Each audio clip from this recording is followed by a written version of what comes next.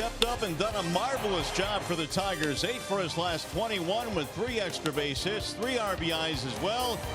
And yesterday, John Hicks chipped in with his 7th home run of the season. Today, it's Game 3 in the series. We welcome you inside Rogers Center. We're in Toronto for the Tigers and the Toronto Blue Jays. Hi again, everyone, and welcome to Tigers Baseball. Mario and Pem alongside Rod Allen. Glad to have you with us here for Game 3 in the series. John Hicks, Rod, well, he did his part yesterday with the big home run early, and really when you look at what he's been able to do, stepping in for Miguel Cabrera, he's done a fabulous job. You know, I kind of worried about him because really this is the first time John has had an opportunity to play every single day in the big leagues. He has over 200 at-bats. That's the most he's ever had. But I like the way he's been able to slow the game down in big moments from time to time. He did that his first time up yesterday with a home run. He also had another situation where he didn't do it, but that all comes with the learning curve. You know, the Tigers this year have been really good against left-handed pitching for the opposition. A pretty good one goes today in Jay Happ. Tigers, meanwhile, counter with Jordan Zimmerman. Well, let's start with Jay Happ. First of all, he's already won 10 games this year. And if you talk to other people here in Toronto, they will tell you this might be his last start in a Toronto Blue Jays uniform. The Yankees come to town this week, and Happ will make his next start against the Yankees. And some say that he may be making that start for the Yankees against the Blue Jays. When you start talking about Jordan Zimmerman, talking to Rick Anderson today, he expects Jordan to get right back to that good fastball on the outside part of the plate and then extend the strike zone against the right-handed batters with the really good sliders. Also, he expects Zim to change some eye levels here today. And one other note on Happ before we get out of here. He might be the only all-star for the Toronto Blue Jays, and he might be wearing somebody else's uniform. That's a shame. How about that? Well, the trading deadline just right around the corner. Now, as far as Justin Smoke is concerned, when he sees the Tigers, he absolutely lights up. He's hit a couple of home runs in the series, and he does his best work against Detroit. You know, since I've been a broadcaster in Detroit, you and I have talked about Smoke at length. I've always loved his skill set. Whether Texas, whether Seattle, now here in Toronto. He didn't achieve what most people thought he would achieve in the prior 2 stops, but he has done that here in Toronto. He was an all-star last year for the very first time. You can see the damage he's done against the Tigers. He's homered 3 times already this year. He only has 11 big flies, and you can see a home run every 12 at-bats since 2011 against Detroit. So whenever he does show up and the Tigers show up, regardless of how Smoke is swinging the bat, he just plays his best baseball against the Detroit Tigers, and a lot of times that's hitting the ball out of the ballpark. All right, now the Tigers have a secret weapon in their lineup today. That would be Nicholas Castellanos. Not much of a secret, but his numbers against left-handed pitchers this year are just off the charts. Well, those are like PlayStation numbers, to be honest with you. I mean, he's banging .425 against left-handers, which is the best in the big leagues. I mean, that is the senior circuit as well. Arenado has a .420 batting average. And then when you look at the numbers that he's done against today's starter, he's over 500 against him. But Nick loves to pick on first pitches. He will drive that ball up the middle. He's got great plate coverage. He picks on breaking balls. He hits fastballs. Well, Nicholas hits everything, and he's been clobbering left-handers this season. However, today, I expect Happ to stay away from Nicholas Castellanos because of the numbers I just gave you. Tigers are going to have somebody else step up today because I have a feeling Happ's not going to let Nicholas play today. All right, now let's address the biggest problem the Tigers have had, and that's winning a ball game. They've lost 11 consecutive games. Now, is this team starting to get frustrated? Well, no, I talked to Lloyd McClendon today just for a moment, and that's just a little teaser to an interview we're going to show you a little bit later, but I don't think these guys are starting to get frustrated. They still come to the ballpark very early. Everybody's continuing to get their work in. I know the bus was very quiet yesterday when we left the ballpark, but I just like the energy and took batting practice once again today. I just think this team is primed to break this streak. And on top of that, they really haven't been playing bad baseball. They've been competing in just about every game. They just lose a lot of one-run contests. They haven't figured out a way to get over the hump. All right, we will have a bit of a delay to the start of the game today. It's Canada Day here all across Canada, so they are celebrating that here at Rogers Centers as well. Now, when we come back, Trevor Thompson sits down with Nick Castellanos. He has turned into a pretty good leader, stepping up as a leader indeed for the Tigers. That conversation coming up next. Tigers Jays from Toronto on the way.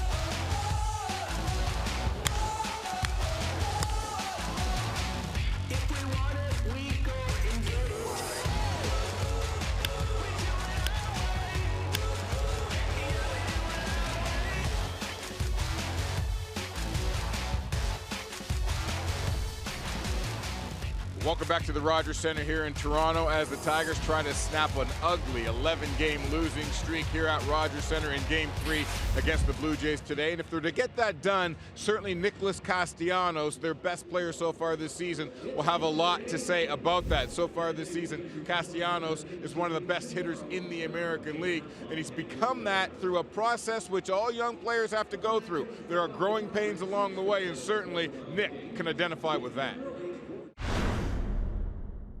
You kind of want it all to happen right now, and you know, it's a process that takes a while, and there's no way around growing pains. There's no way around you know, the good times and the bad times too. So, but what I've learned is just try to maintain that consistent attitude about just doing the best you can moving forward. You've had the opportunity to sit behind some guys, let them do their thing and carry the team, and now you're the guy out front. How much has that changed your approach to the game, or even the way you view yourself? Well, it's not so much the way that, like, I guess my approach to the game has changed, but I guess more of the way that I go about making sure my teammates are good. Where beforehand, like, I don't need to make sure Torrey Hunter's good. Right. I don't need to make sure Ian Kinsler's good. But, you know, I'll go out of my way to just make sure, you know, Nico and Jacoby and Dixon and Mac and whatever, just making sure they're good, you know. That there's nothing wrong. It's just a part of baseball to go through these struggles, but to just maintain confidence and just to remain confident and to continue to have fun. Is that a player you've been along the way, like at lower levels of baseball, or is that something you're taking on now out of a necessity, given the void in that area on this team? Well, that was how I was in amateur baseball, and that's how I was in the minor leagues, you know. But then I got to the big leagues, and you know, you think that it's a brand new game, you know, because the attention, the atmosphere, the stadiums, the plane rides, you know, the paychecks, you know, you can, I don't want to say take it too serious, but you can let, like, everything that's not the actual game consume you and affect how you play. And you know, that's all I try to do, is just to let them know that it's the same game that they'd be playing for free back home. So there's Nick keeping it all in perspective. They are playing a kid's game, and Nick, at 26-year-old, is still a kid in the game of baseball with a ton of upside potential, which we hope to see continue to unfold here this afternoon. And speaking of Nick and his hitting potential, he got a lot of his skills and knowledge from that guy right there, legendary Lloyd McClendon. He'll be by with Rod Allen. We'll talk about hitting and a whole lot more. That's on the other side of this. Stick with us.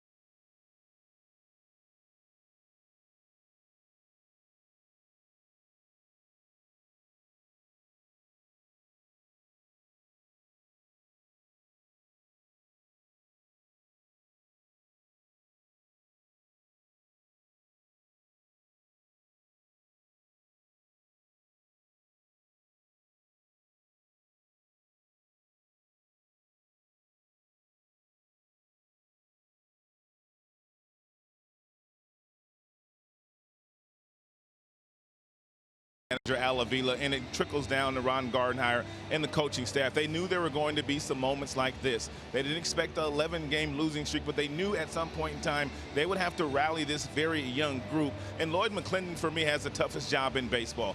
As he said there, most of his guys have 200, 300 at-bats in the big leagues. And really, before you become a really good hitter in the show, you got 1,000, you got 1,500 at-bats. But they've stayed the process, and I expect this team to get better as these guys continue to get at-bats.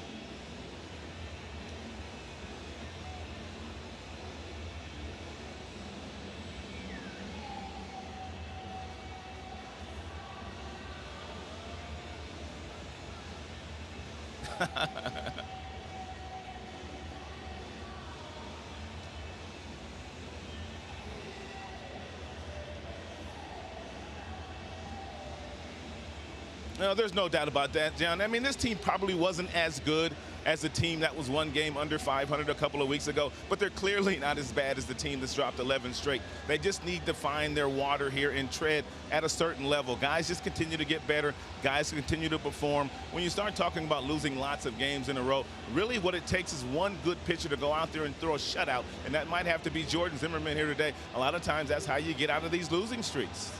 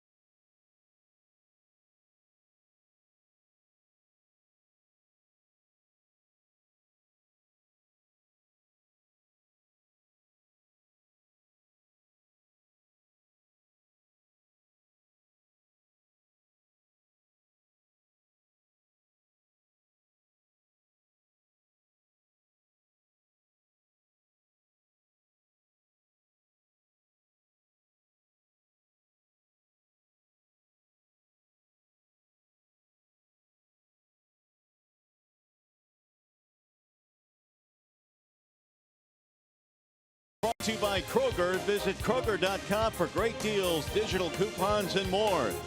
Comerica Bank, raise your expectations of what a bank can be. Come to Comerica and join the Brotherhood of Muscle at the Dodge 4th of July sales event and get a great deal. Back here in Toronto, we're at Rogers Center as the Tigers and the Jays get together here. It's perfect inside. The dome is closed again today, 72 degrees inside Rogers Center. And here is the Tigers starting lineup presented by the Southeast Michigan Ford dealers. For the Tigers in this one, Leonis Martin leads off, followed by Castellanos and Candelario. Hicks will back cleanup, then Vmart. McCann will catch. Goodrum, Iglesias, Jones. Your bottom three, and Jay Happ today, presented by MGM Grand Detroit. Yeah, Happ's pretty good pitcher. He's 10-3 with a 3.62 ERA. He's won 6 outings in a row with a 2.60 ERA. He's got 4 pitches, but for the most part, he will throw a lot of fastballs this afternoon against the Tigers. As a matter of fact, about 70% of the pitches he throws are fastballs, and that's what he gets most of his swings and misses on. Well, maybe the Tigers can break their skid today. They are facing a lefty, and they typically have done very well against left-handed pitching this year. Leonis Martin will lead things off, and here we go. The first pitch of today's game is fouled back as Martin goes up there hacking. Happ won his 10th game of the season 5 days ago. He outdueled Justin Verlander of the Houston Astros. As a matter of fact, his last couple of starts have been against first base clubs, the Atlanta Braves and the Houston Astros.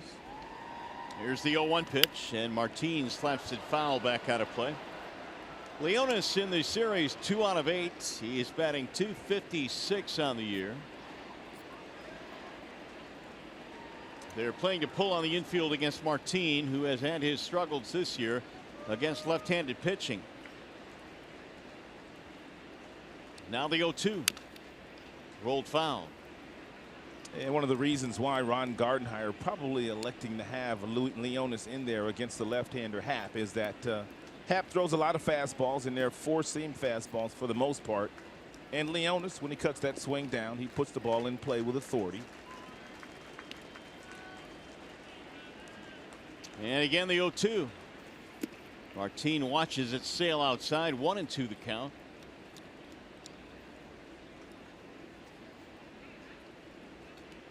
Martin, Castellanos, and Candelario in the Tigers' first inning. Jays have won the first 2 games in this series. And that ball skied in the air, right field, shallow right field. Travis, the second baseman, goes back to make the play. 1 gone. Let's take a peek at the Toronto Blue Jays defensive alignment while we have a moment. In the outfield, they're basically lining up the exact same way that they've lined up the first 2 games of the series. Grichuk in right, Pilar in center, Hernandez, Teoscar, he's over in left. Solarte, Diaz, Travis, Smoke in the infield, and Russell Martin is back in there after having yesterday off. So here is baseball's best hitter against left-handed pitching, Nicholas Castellanos, .425. He drives this one to center field. Pilar is there, and 2 gone. Yeah, swinging at the first pitch is really nothing new for Nicholas Castellanos. As a matter of fact, he's got a really good average most of the time when swinging at the first pitch. 2 gone now for Candelario. Chamber in the 3 slot today is 2 out of 7 in the series. 12 homers this year. Candelario hit one earlier in the series, an opposite field shot in game 1. And Candy looks at a ball low. 32 RBIs on the year for the Tigers' third baseman. Swing and a miss. 1 ball and 1 strike. For the most part, Happ likes to work at the bottom of the strike zone, but every now and then, if he feels like there's a hitter in the batter's box that will chase upstairs, he will try to exploit that weakness. Wave and a miss. Candy now behind in the count, 1-2. Outstanding pitch, little 2-seamer at 86 miles an hour, tailing down and away from Candelario. Jay Happ out of Spring Valley, Illinois, 35 years old. Missed it low and in. 2 balls and 2 strikes. Happ's fastball will go anywhere from 91 to 94 miles an hour. Zim getting ready to make the start for the Tigers. And a ball low and away. 3-2 now. On Jamer. Yeah, everything has been away from Jamer or up in the strike zone. I don't think he'll come in against Jamer, although he did miss with one off the plate.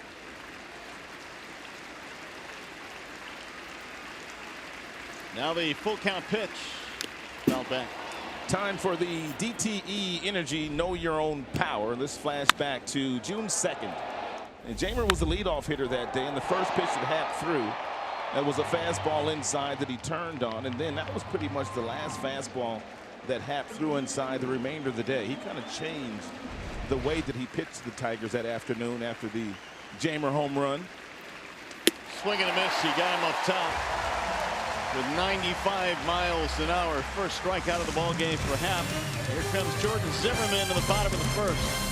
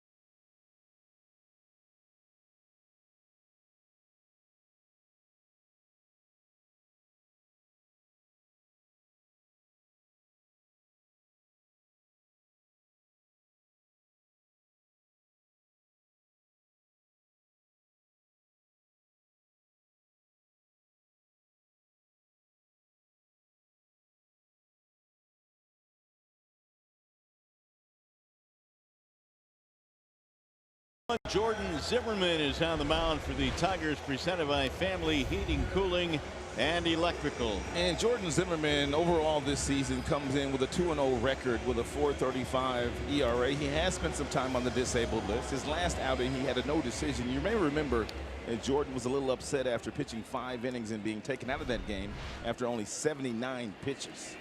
Starting lineup for the Jays, presented by the Metro Detroit Chevy dealers. Granderson, Hernandez, and Solarte with Smoke cleaning up. Pilar also in the middle of the lineup with Martin, Grichuk, Diaz, and Travis. The bottom 3 for John Gibbons.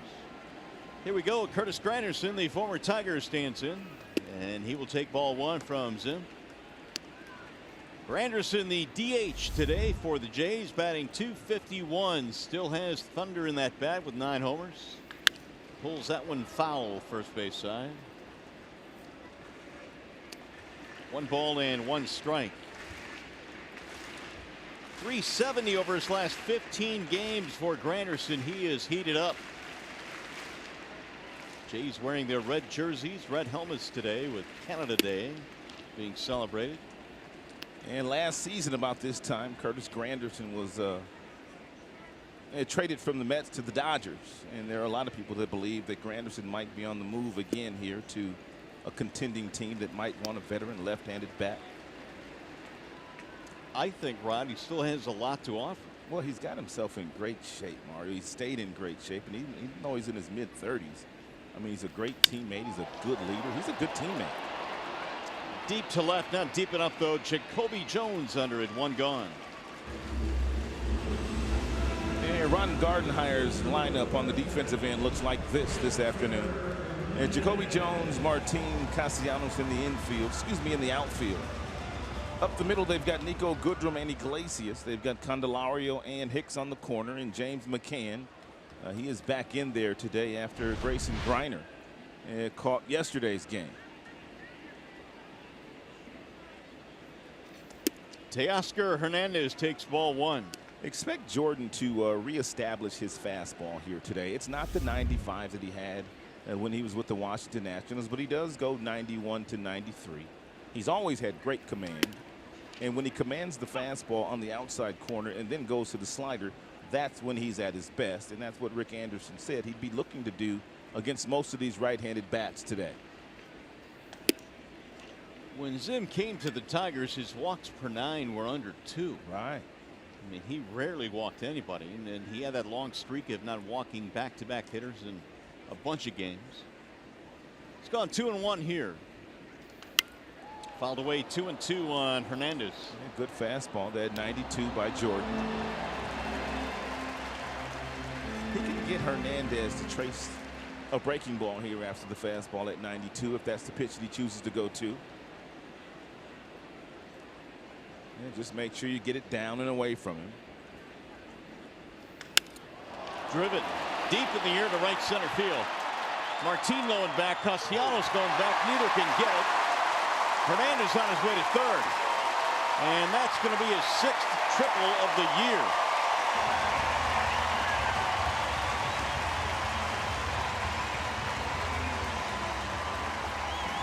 And Jordan Zimmerman just had thrown Hernandez a 92-mile-per-hour fastball. Then he came back with the same pitch in the exact same location, and Hernandez, well, he timed this one perfectly. It looked like Castellanos and Martin got there at the exact same time. Neither called the baseball. The ball wasn't caught, and that's a triple for Hernandez. Hernandez has been an extra base machine this year, and that's another 3-bagger, and so a very early scoring opportunity now for the Blue Jays with Yangervis Solarte standing in, 1 out. They'll spray that one foul, back out of play. 0-1. Solarte is their leader in homers and RBIs. He's batting .256.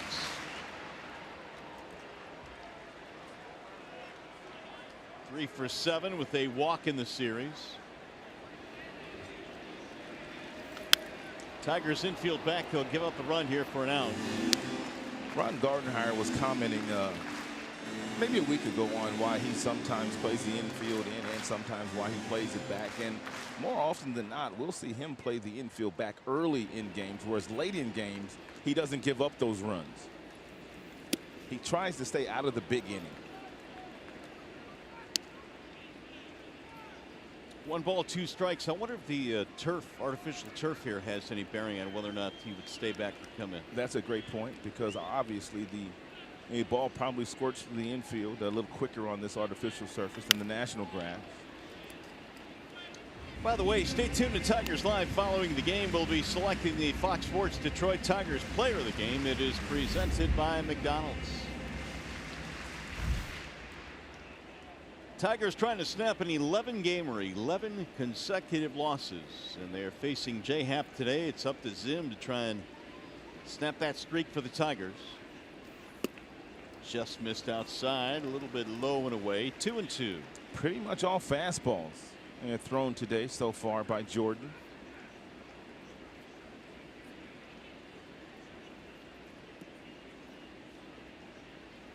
Jays are 4 for 12 with men in scoring position in the series. And he missed again. Now it's gone full at 3-2. And that guy's waiting on deck, Justin Smoke, who has homered twice in the series.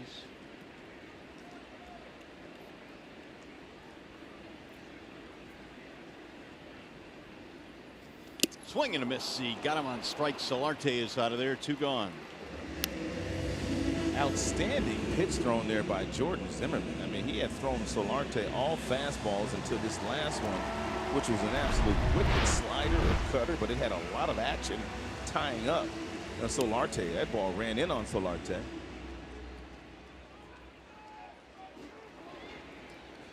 Big out. Huge out. Now with 2 gone, here is Smoke as they play to pull on the infield. Yeah, no need to pitch to Smoke here. Hot shot right through Hicks and down the line to score a run. Yeah, sometimes you got to know who to pitch to and who not to pitch to. And with the base open and 2 outs and all the damage that Smoke has done to us already in this series, I'm surprised he got a ball to hit that hard. You barely got it out of your mouth and he smoked it down the right field line. He drilled that ball. He almost knocked Hicks into right field.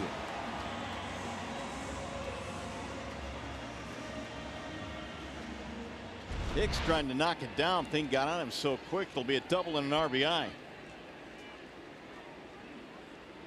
2-out run for the Jays. They lead 1-0. Here is Kevin Pillar.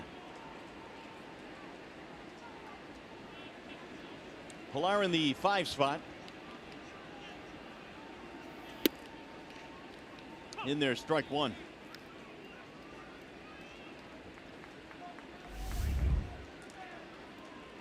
double in 2 out of 6 in the series for Pilar. He's got power, 7 homers. All 7 of his home runs are solo shots, and all 7 coming here at home.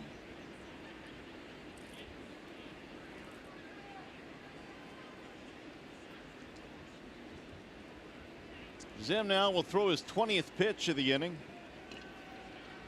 He's allowed a triple and a double in this frame.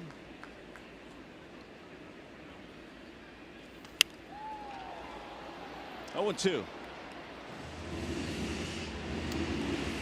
Pilar typically has done well versus Detroit. 330 lifetime versus the Tigers. Very flashy center fielder, is outstanding defensively. I think they're still trying to wait for him to find his groove and consistency offensively. That just has not come this year. Slap to right, foul. Although the Blue Jays haven't really publicly said it, they are sort of retooling, rebuilding, just like a lot of other teams in baseball, led by their manager, John Gibbons. His team will not look the same in a month from now. Several of their players will be playing in other places.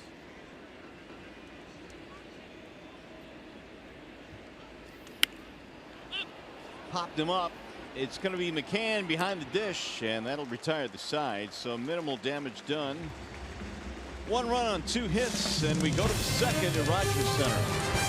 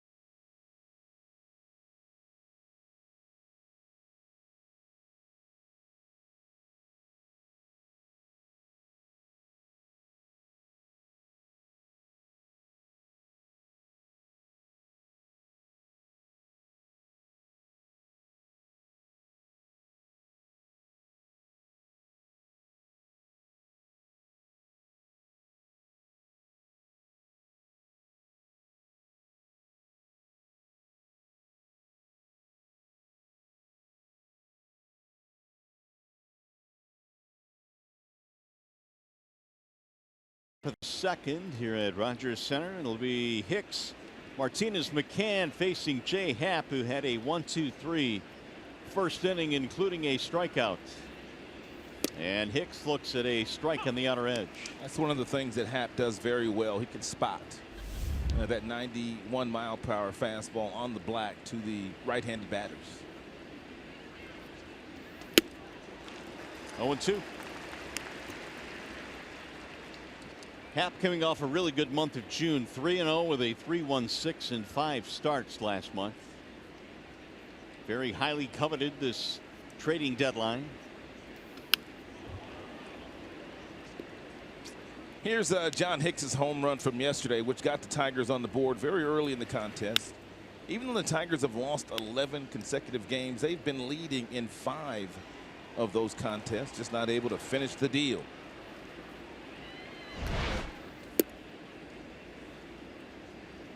One and 2 on Hicks.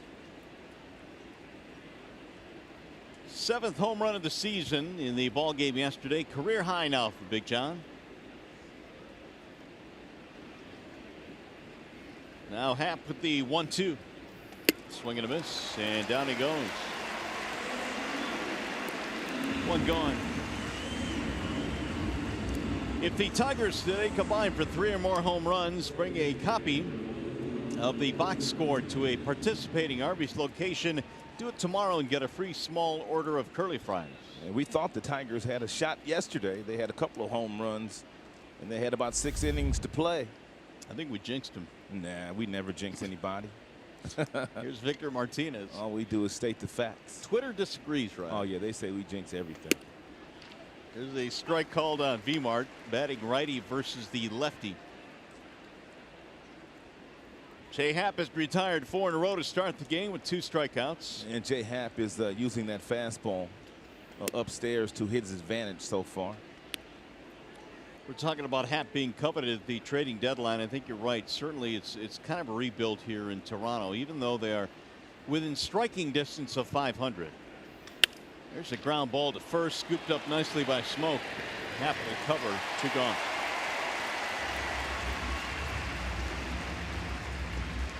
Hey, the Tigers host the Rangers Saturday, July 7th at 4:10, and the first 10,000 fans receive a Willie Horton 1968 50th anniversary bobblehead.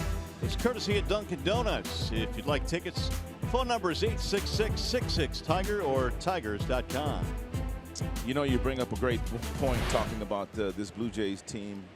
Even though they're very close to 500, they do know they cannot compete with the other 2 powerhouses in the East, and that would be the Boston Red Sox and the Yankees. So they've got to retool, and they've got to rebuild, and they've got to get a lot younger like those 2 teams. I mean, look at Boston, man. That outfield, Benintendi and Betts and Bradley. I mean, they're all young, and then those kids in New York. They've got to do the same thing here in Toronto if they're going to compete. Well, they're 4 under 500, yet they're 16 games back. Wow. In the division. McCann pops this one up in the shallow center field. Devin Travis going back. He'll haul it in. And Jay Happ with a pair of 1, 2, 3 innings to start this game.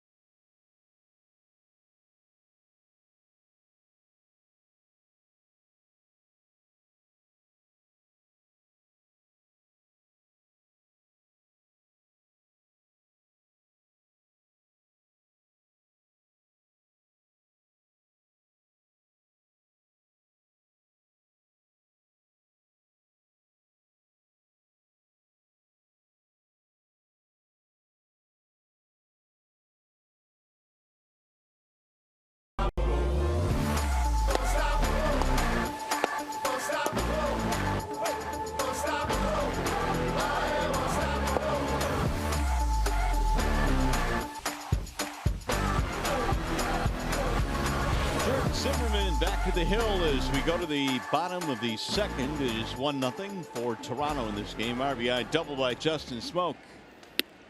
Zim back to work. He is facing Russell Martin, the veteran catcher, Martin Grichuk, and Diaz. Russell batting 171. Played game 1 in the series. Walked a couple of times. And was 1 for 2. He's got really good plate discipline. Very seldom does Russell Martin leave the strike zone and swing at balls that aren't strikes. Good slider there at 81 miles an hour thrown by Jordan. Really good velocity off the 92-mile-per-hour fastball. Martin is 35 years old now. Fouled back out of play. Originally broke in with the Dodgers and then has been around with several different teams. Yankees, Pirates, 4-time All-Star. He's a good athlete. I mean, this guy's played some third base this year. He's played some shortstop. He's played some outfield. And he's also caught, which is his everyday gig. Down he goes. Zim strikes him out.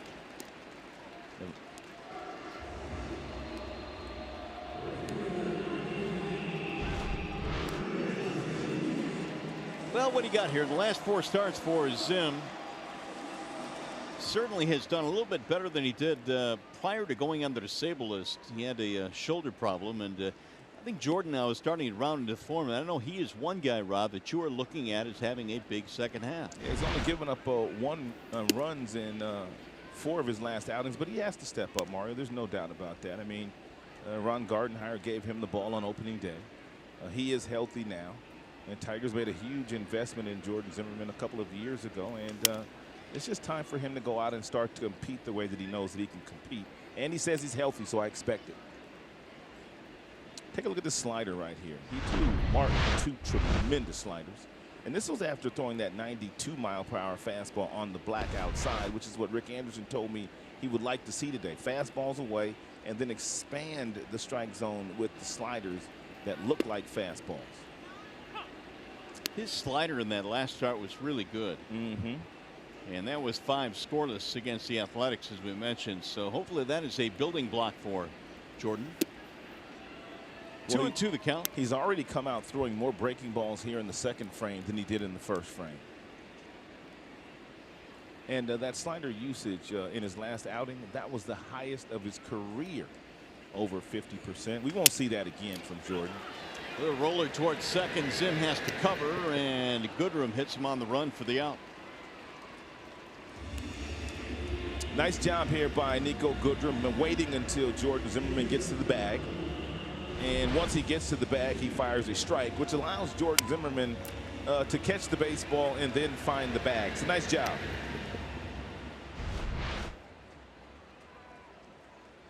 Two away for Aledmys Diaz.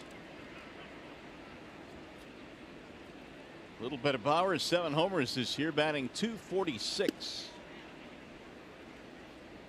Did you do anything special last night when you got back to the hotel? Yeah, I worked out.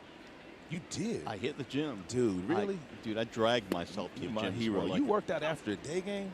And you know what? There are plans to do it again here tonight. Oh, really? But to answer your question, yeah, I took a tour around downtown Toronto on foot and had a nice dinner, and what a great city. How about this area we're staying at? I mean, they have jazz festivals everywhere. Yeah, very nice. Beautiful. Toronto, I know, is one of your favorite spots. It is one of mine as well. It's a good town. Good people. And they got a good crowd here for Canada Day. Had a nice ceremony, festivities before the game today. Here's the 1-2, and it's outside. 2-2 now on Aledmys Diaz. Zim allowed the triple to Hernandez and the double to Smoke in the first. That's how the Jays got their run.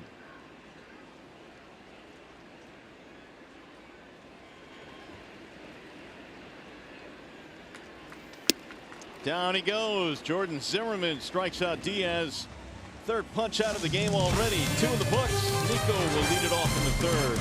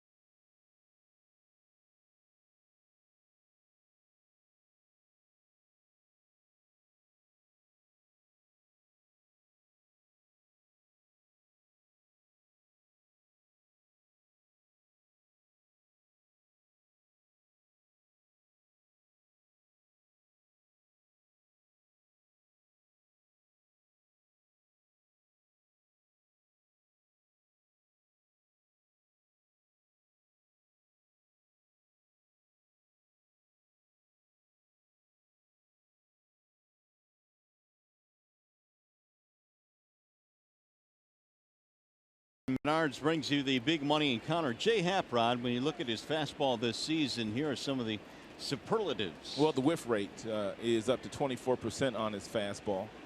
And it's pretty much his out pitch. I mean, even though he has the other 4 pitches, I mean, he throws a lot of fastballs, and he locates his fastball in all 4 quadrants of the strike zone. And it goes anywhere from 89 to 94 miles an hour. He's thrown a lot of fastballs at the Tigers already today. We could paint that outside corner right there, man, with the best of it. Bottom 3, Goodrum, Iglesias, and Jones facing Happ. 6 up, 6 down so far against the lefty. Sliced into center field. A base hit for Nico. Good to get the leadoff man on. Well, if you can't catch the games on TV, you can stream them live on your mobile device with Fox Sports Go. Download the app, take Fox Sports Detroit and Tigers baseball with you wherever you go. Brought to you by Miller Lite. Here is Iglesias now. Iggy finishing up his best month, the month of June, in which he hit .304. Ground ball to short. Could be 2. Diaz to second, and the relay from Travis. A double play, 6-4-3. Watch Diaz on this particular play, and he knows Iglesias gets down the line rather quickly. He basically charged this double play ball because he wanted to get to it as quickly as possible, because that gave him the best chance of finishing the double play. If he stays back on that ball with the speed of Iglesias, Iglesias may have beaten it, but a nice job there by Diaz.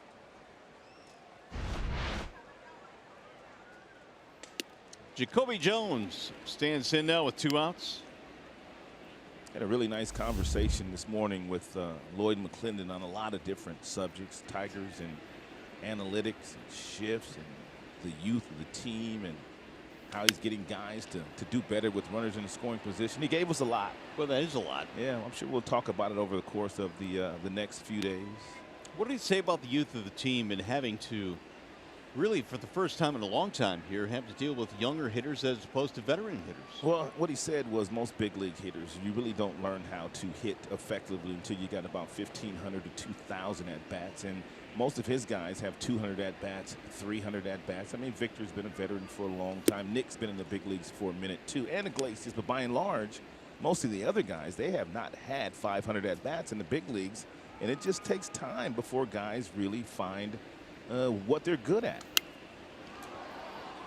So that is the barometer by and large through baseball to kind of judge where a young hitter is, 500 at bats? Well, 1,500 at bats in the big leagues. I mean, before you really become a good hitter. I mean, learning what to do, certain situations, knowing what pitchers are trying to do to you and laying off borderline pitches and whatnot. I mean, you really have to learn how to do it. And it takes time. But Lloyd and his staff, they knew what they were up against. So that's basically 4 or 5 years when you break it down. Well, yeah, I guess it is. Bat flies? Well, 500 bats a year, so you're thinking about 3 years. Yeah, 3 years. And that's if you're a good player.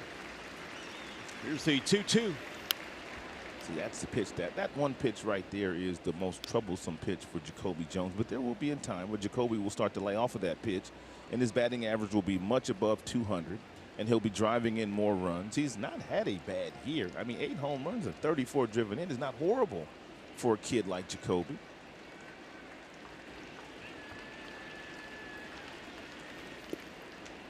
It'll bounce slow and in. 3 balls and 2 strikes.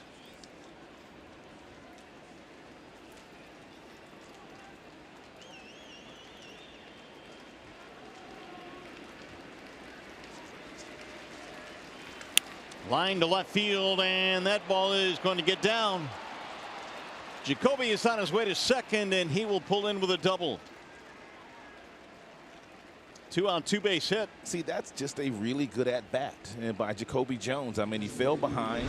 He fouled off the previous pitch of a fastball upstairs, and now he goes down and in at 94. Look at Jacoby get here. I mean, this is perfect balance. I mean, you can draw a line right down the center of his body. I mean, you can't get better balance than on that particular swing that Jacoby Jones has. The key, Mario, is to get him in that position more often than not. Yeah. Well, he came through there with his 15th double. The Tigers, though, 1 for 9 with men in scoring position so far in the series. Leonis Martin with a 2-out chance, and he sends a ground ball to the right side slowly. Travis charging, and they'll get the out by a step. That was Diaz actually to make the play, and the inning is over. No runs, single double, 1 man left.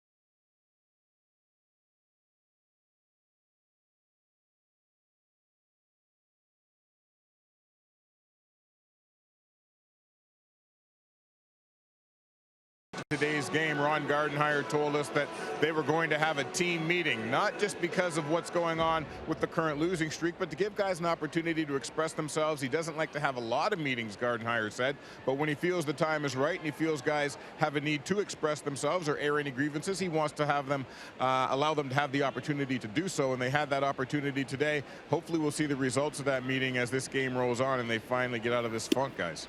Yeah, that would be nice, Trev. 11 consecutive losses, and certainly frustrations can build up over that kind of a stretch. And I don't know how many team meetings you've been part of, Rod, in your career, whether the minors and the majors. Did you feel that they worked if you were part of any? Yeah, I do think that they work. I mean, because there are times where you have some animosity amongst the teammates, and it really helps in those particular situations, although I don't think any of that is going on with this very, by and large, young group the Tigers have. I just think sometimes you need to get all the guys in the room, and you guys need to make sure that everybody understands that there's 25 of us in the coaching staff, and we're all pulling in the same direction. And the only way that we're going to get out of this is that we continue to pull in the same direction. Can't have anybody talking behind anybody's back or any of that kind of stuff. Well, the Tigers have played 26 one-run games. They played another one yesterday, and you know it's to the point now where they're in these games. We say it over and over, but they have split those one-run games, by the way. Yeah, they're not getting blown out. I mean, and the games have been entertaining. They just haven't been able to finish the deal, and that's another thing that Lloyd McClendon talked about today. Curtis Granderson, the batter here with 1 out. That is pulled foul, and here is Chevrolet's most dependable player when you look at Curtis Granderson. Of course, Tiger fans are very familiar with Grandy.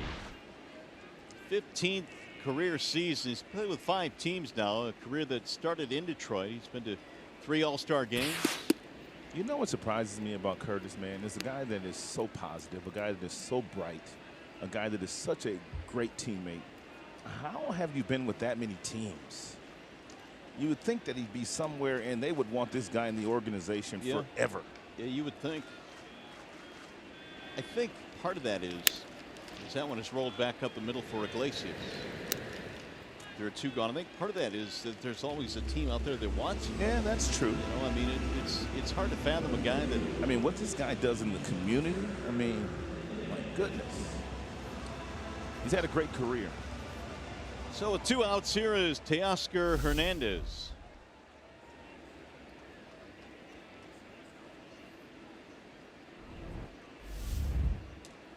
Blue Jays got a run in the first on a 1-out triple by Hernandez and then a 2-out double by Smoke.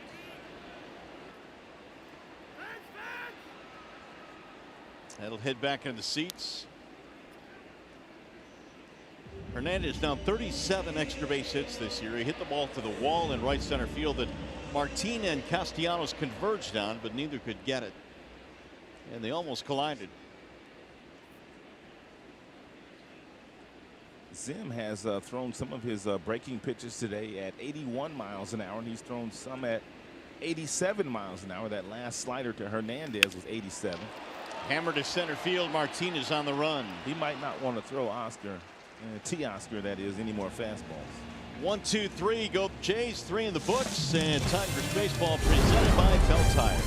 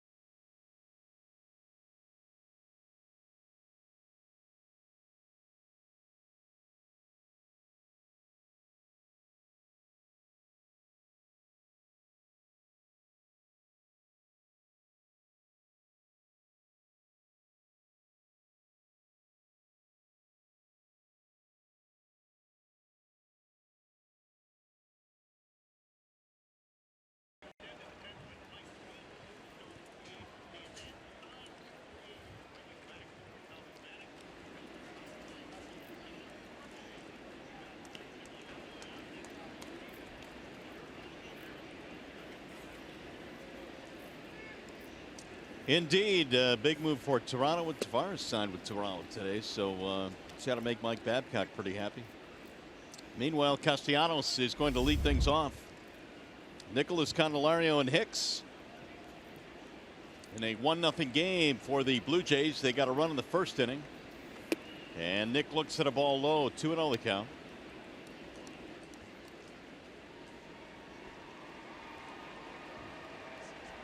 Castellanos hit a ball hard to center field in his first at bat. He lined one right to Pilar.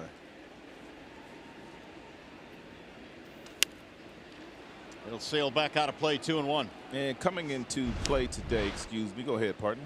First inning advantage, bringing you the matchup here for Castellanos. And really, when you look at the advantage that Nick has had, 5 consecutive 100 hits, seasons that is, and Tigers haven't had someone accomplish that since Travis Fryman was 27 back 91 through 95. Nick is really just slowly now starting to put up big numbers, and they're starting to pile up now.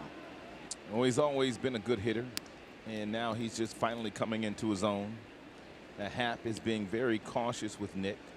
Nick came in batting over 500 against Hap in his career. 9 for 16.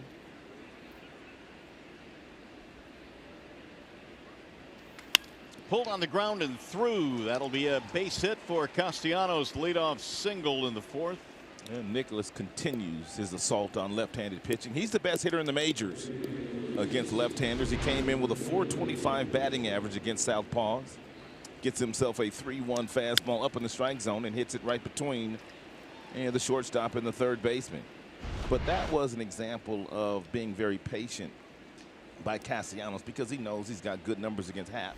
And he knew Happ really wasn't going to give in to him until he got himself into the 3-1 count.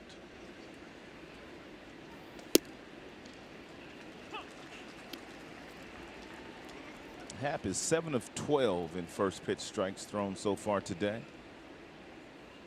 Nice look here where the catcher sets up. Russell Martin's one of those catchers that sets up really late. Candy struck out in the first inning. I mean, Martin, he doesn't want the base runners to be able to tell the hitter the location at all. Sometimes he moves when the ball's on its way from the pitcher.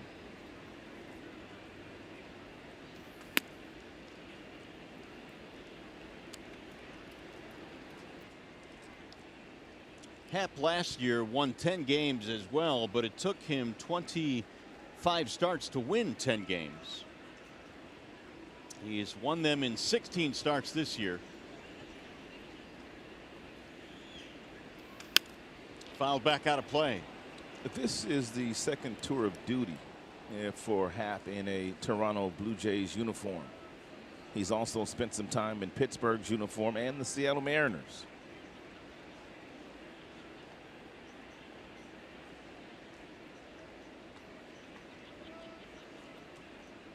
Faced the Tigers back at Comerica earlier this year. In early June, the Tigers got him for 4 runs. He struck out 8 in 5 innings in that game, and Candy lays off 2-2.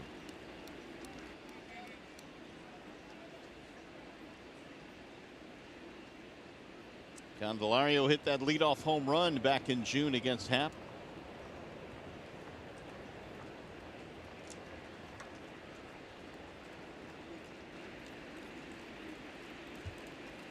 Here's the 2-2. Bouncing ball to short, could be 2. Diaz, Travis, another double play for Jay Happ.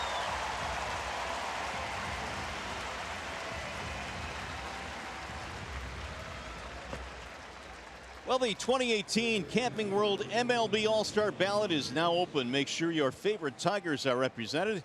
You can vote at tigers.com/vote. Catch all the excitement of the 89th Major League Baseball All-Star Game. Presented by MasterCard, July 17th, live on Fox. John Hicks now with 2 outs. High fly ball into shallow center field for Kevin Pillar. And the inning is over. No runs, 1 hit, 1 left. To the bottom of the 4th we go.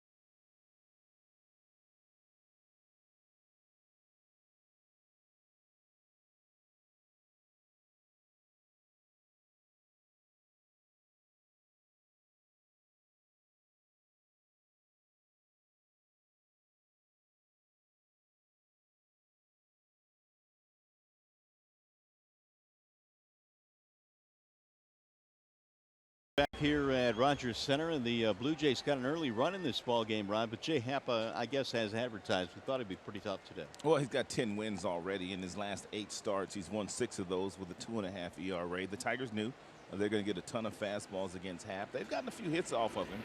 They've been able to bend them, but they have not been able to break them. So they just need to figure out a way to score some runs. Well, Zimmerman, a big start for him because obviously the Tigers in a skid right now. They want to get back to their winning ways and at least at the very minimum break their skid. And I think aside from that first inning when they pitched to Smoke, a pretty good outing today. Well, Jordan Zimmerman's a veteran pitcher, and he's one guy that can make some adjustments during the course of the game. And I think he may have thought that they were sitting on his fastball real early in that first frame. Then he came out in the second inning and he threw some really good breaking pitches, and I expect him to use that breaking pitch to his advantage the remainder of the way. Yeah, Zim now has retired 7 consecutive Blue Jays. Solarte leading it off for the Jays here in the 4th. Then Smoke, then Pilar.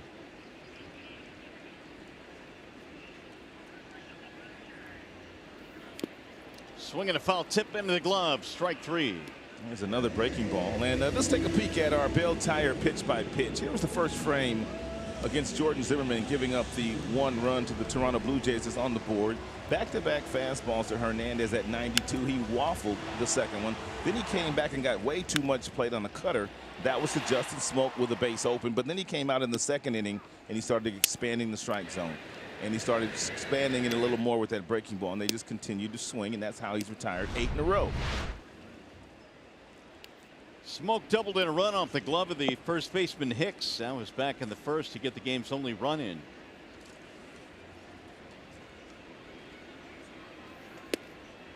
Smoke with his 2 home runs in the series now has 81 as a Blue Jay, which is the second most among switch hitters in their history behind Jose Cruz Jr. Fouled that one off, 1-2. His shot last night came in the bottom of the 9th inning off Joe Jimenez. And that gave the Jays a 4-3 win, the walk-off win. Tigers now 13-27 on the road this year.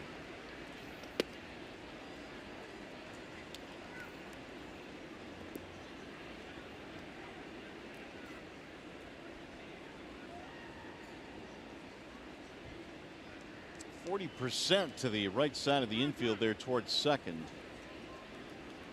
The hot zone for Smoke.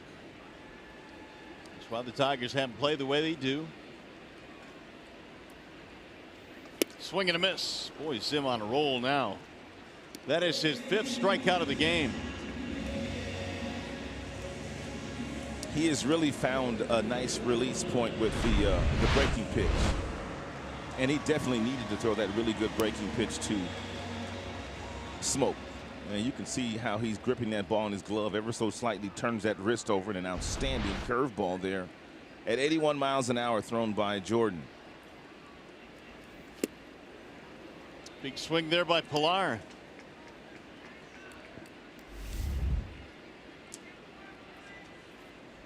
After the double by Smoke in the first 9 in a row have been set down. Driven to center field, and Martin can't hang on to it. It looked like he was going to make another dazzling play out there, but he just couldn't grasp it. Ball got in the lights, and I think it hit him in the arm too. Is he okay? That ball smoked him. He got a great jump on that. I was watching him all the way. He got a tremendous jump. And he got there and looked like he was going to make the play. And then all of a sudden he kind of shied away from it. I don't know if it got caught in the lights or what, but that's what it looked like to me. Right off his glove. They ruled it a base hit. As good as he has played center field this year, something happened. I think you're right. I think you could tell right at the end of that replay, he kind of shied away and looked away. That's the one thing that's a common theme, and we don't have these types of ballparks, domes. You don't have that many, but the lights are circular around. And once it gets in these circular lights, it never comes out. I mean, if you go to a more traditional ballpark, a ballpark outside, you've got the light stands, and you got the lights up there, and sometimes it'll come out of the lights. But line drives don't come out of the circular lights. To right field, Castellanos backing up. Oh, he made the catch. Nick leaping at the last second to save a run. Martin put a charge into it, but Nick runs it down with a mini leap right at the end. And the Jays are turned back here in the fourth.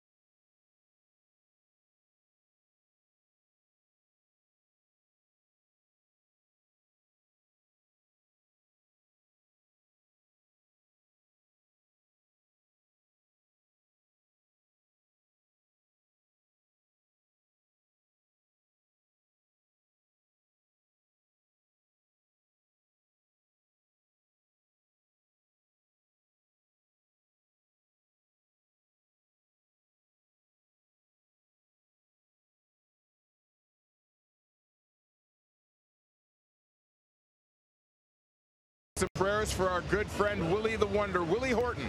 He had to spend some time last week in ICU. He's at home now, resting comfortably. He's got some breathing issues, which he is taking care of. I had a chance to speak with Willie this morning. He said he's doing well. He's doing the exercises that they've asked him to do on doctor's orders, so he's bouncing back nicely, but certainly he can appreciate and respond to your thoughts and prayers for him. So, Willie, we're thinking about you. Get well soon. The rest of Tiger Nation is behind you. We know that, don't we, guys?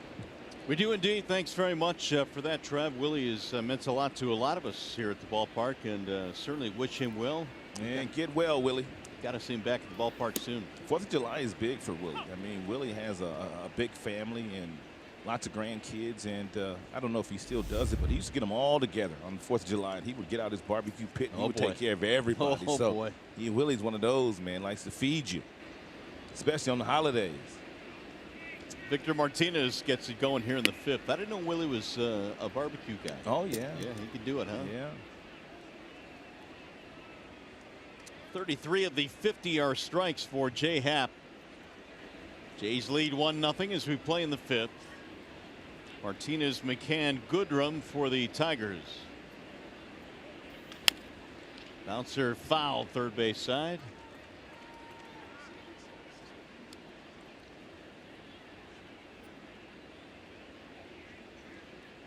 Happ has thrown a total of 51 pitches, and 76% of those have been fastballs. I mean, that's just what he does. I mean, he moves his fastball all around the strike zone, all 4 quadrants of the strike zone. He's got really good command. 2-2 on Victor. And the command at times is so good that the home plate umpires give him the benefit of the doubt. Pat Hoberg is the umpire today.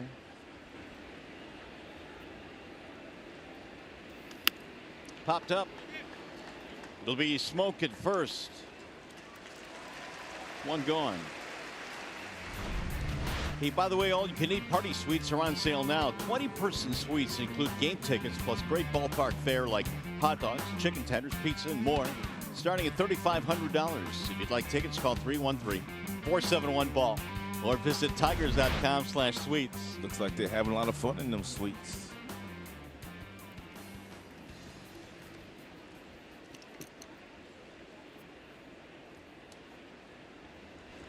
Run up there and get us a couple of dogs, right?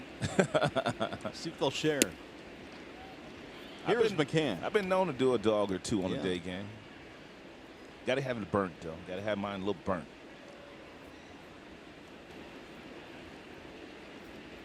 McCann popped up in his only at bat. 1 ball, 1 strike. James now is over his last 11.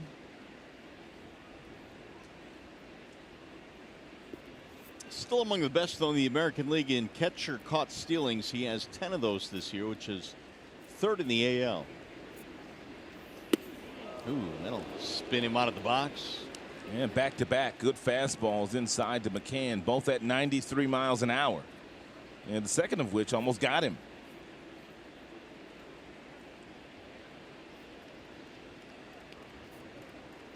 Hap's not even sweating out there yet. He's been able to get a couple of double play balls. He's given up 2 hits, but both he raced on double plays. Mack rolls it foul, 2-2.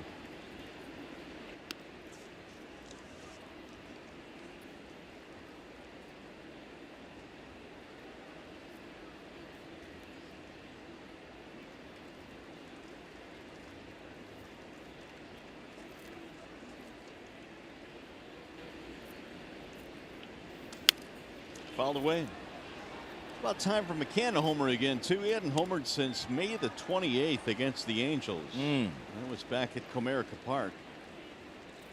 And I believe that was a grand slam. He is due. It's been a while.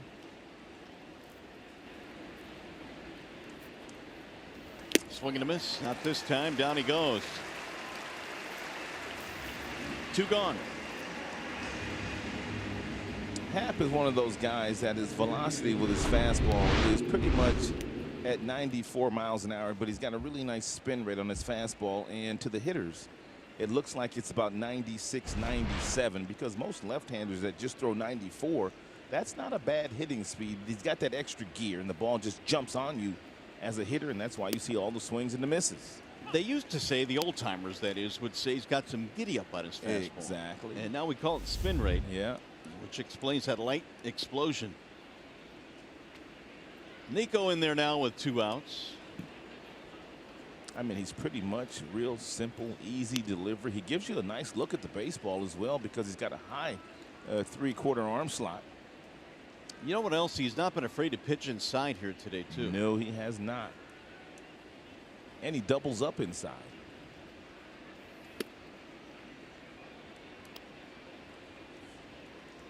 See, Goodrum had a single in the 3rd. now here's where he's able to paint the outside corner at 92 with that fastball. And a lot of times it's just not the pitch that you can do any damage with. And a base hit the opposite way. Pair of singles for Nico Goodrum. Nico, one of the few that's been able to get J Hap today. 2-1 fastball at 90, maybe off the plate just a hair. But Nico knew he was going to go out there, and he put a good swing on it and hit it right past Devin Travis and the former Tiger.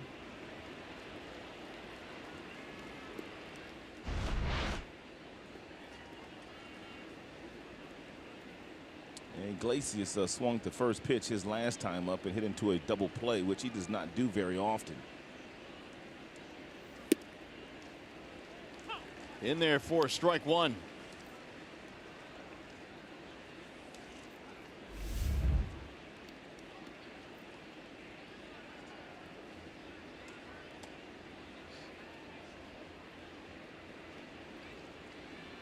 Here's the 0-1 now to Iglesias.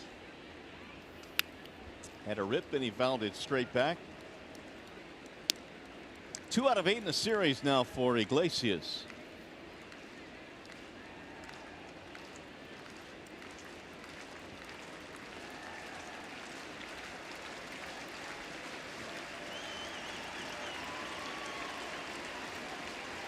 Hap ready with the 0-2. Runner going, and it's shot to right field, but slicing foul. Nico was on the move.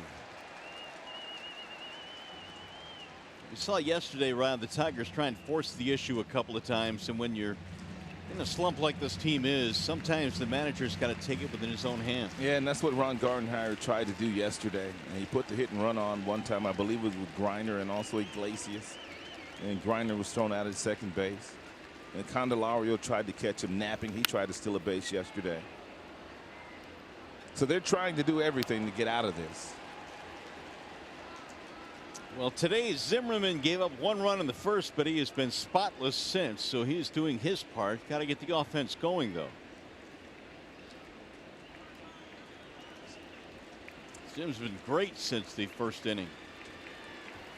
That'll bounce in and smothered there by Russell Martin. Here's our Xfinity high-speed pitch on J-Hat. He has touched 95 here this afternoon.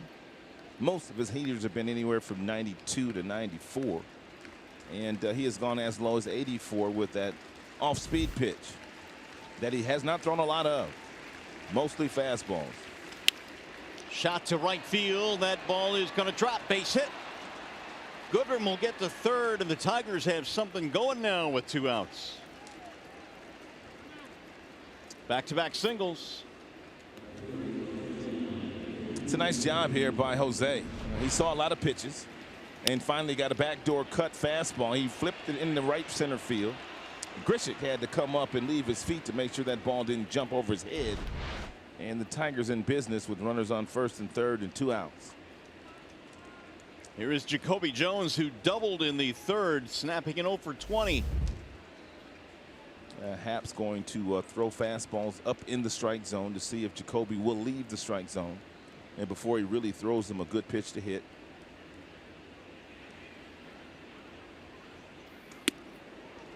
Came up top and no chance to offer it that one. 1-0. And with each one of these pitches that Jacoby takes up in the strike zone, that's going to force Happ down into the strike zone, and that's where Jacoby could do some damage.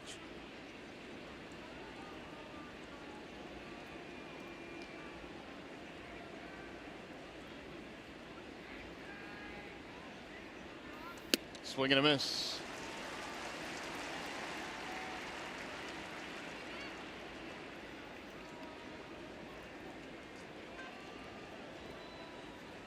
Happ right now has had 71 pitches.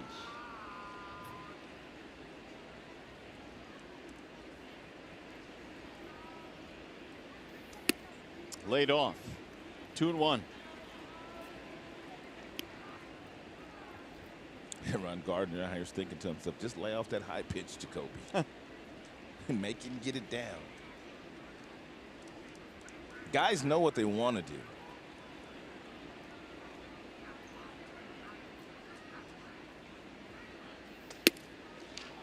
High ball 3-1 on Jones. Good take there by Jacoby. He's had 2 good at bats. And now the key for Jacoby is to not leave the strike zone on this 3-1 pitch. Make sure you get a good pitch to hit. Martin waiting on deck.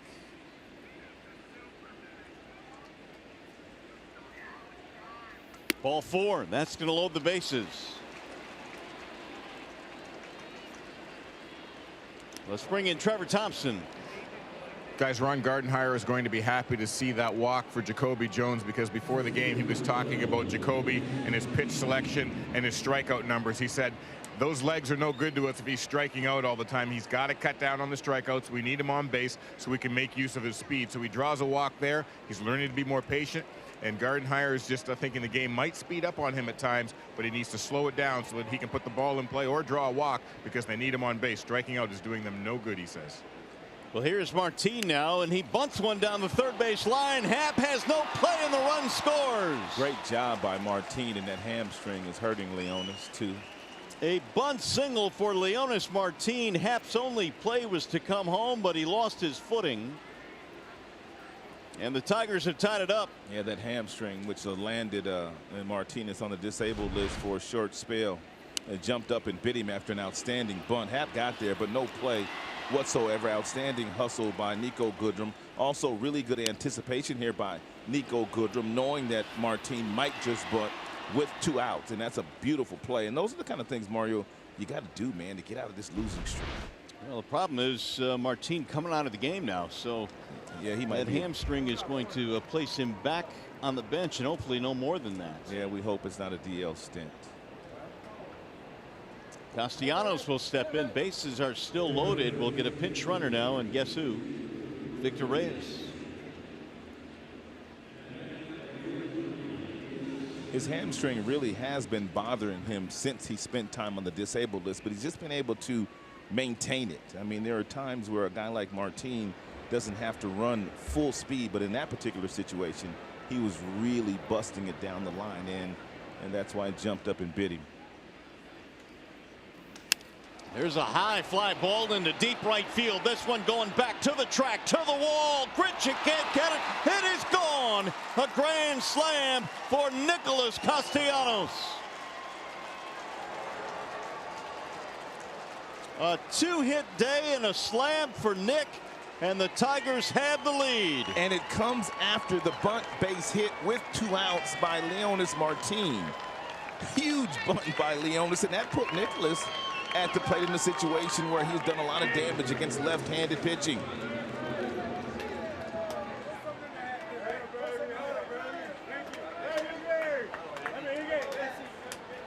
"5-1 Tigers on the slam by Castellanos, his 4th career grand slam.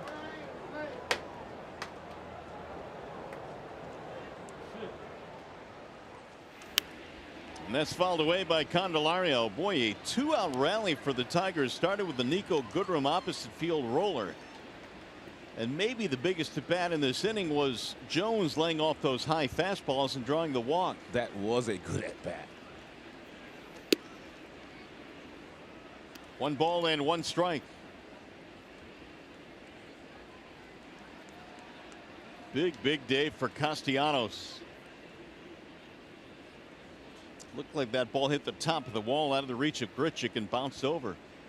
It had just enough. And Nicholas has always displayed that opposite field power. He's got the classic inside out swing. And he jumped on the first pitch, which is nothing new for Nicholas either. That's a big hit. Now they got to score more runs. Don't rest there. And Candelario is down on strikes to end the inning. Tigers send 8 men to the plate. A 2-out rally nets 5 big ones. And the big hit, the Nicholas Castellanos grand slam home run. 5-1 Tigers.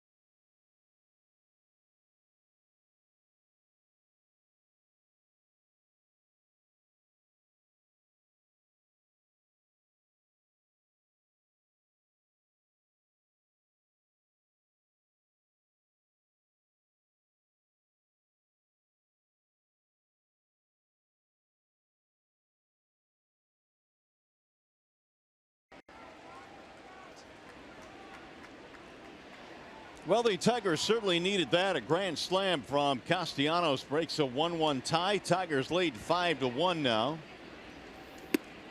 Bottom 3 facing Jordan Zimmerman. It'll be Grichuk, Diaz, and Travis.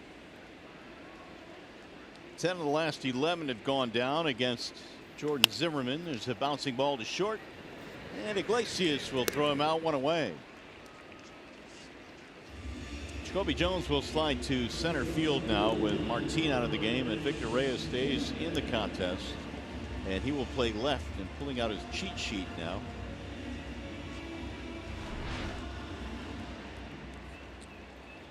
And this is why Victor is in the game. I mean, he pulled that thing as soon as he left the batter's box. I mean, he stumbled to get down the line. I didn't think he stumbled that far down the line. Did you see him? Well, I had my eyes on the ball, so initially I didn't see the play develop. Man. Diaz fouls it away, and the count now is 0-2. Now Zim with a little bit of breathing room here. Yeah, Zim just needs to attack the strike zone as he has done. Continue to throw strikes, continue to throw first pitch strikes, get ahead and expand the strike zone.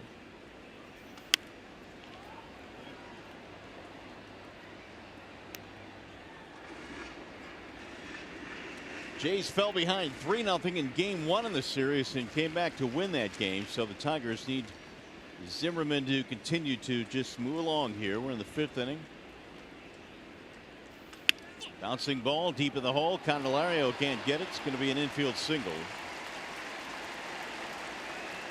1 on, 1 out.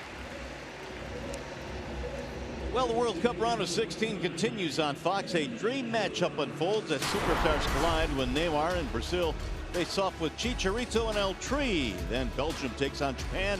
It all starts tomorrow at 9 a.m. Eastern on Fox, or stream it live on the Fox Sports app. They ought to give you a raise for your pronunciation on those tough words, those tough places. You know what the secret is?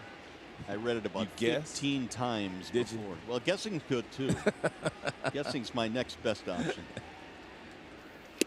Swing and a miss by Devin Travis. Good breaking ball there, which acts like a cutter to Devin Travis.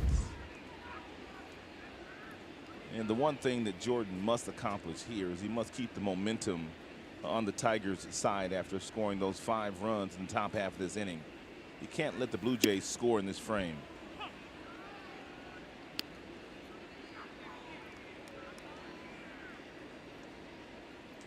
Travis hit one right back to the mound in his first at bat. He's 0 for 1.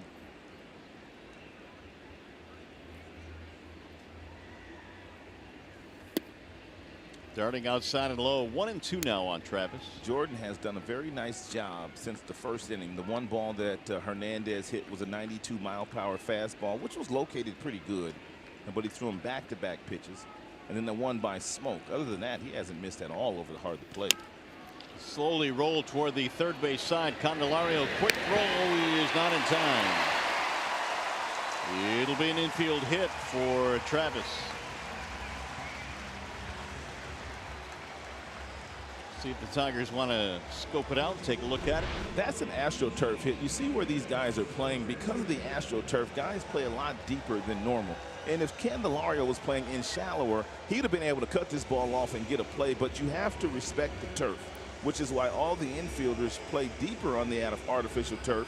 And then once he gets there, he makes a nice play, but he can't get Travis. And Travis is not a burner by any stretch of the imagination, but you have to play deeper here.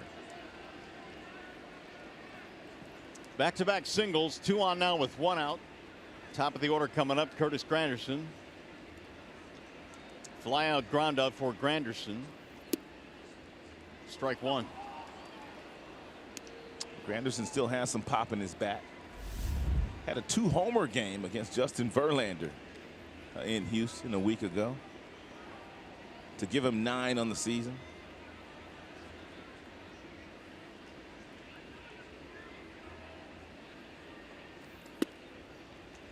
When you look at the numbers that Granderson has been able to put up in his career now, over 1,700 hits, over 300 homers, and over 150 steals. All across the board, outstanding numbers.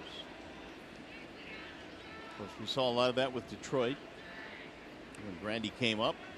He's had a nice career.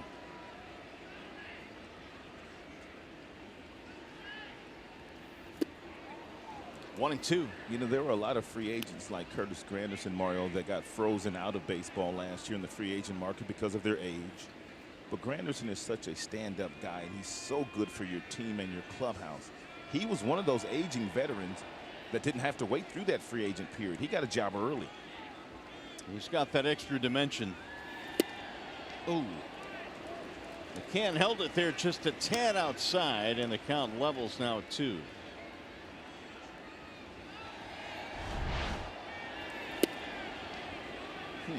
And Zim thought he had it.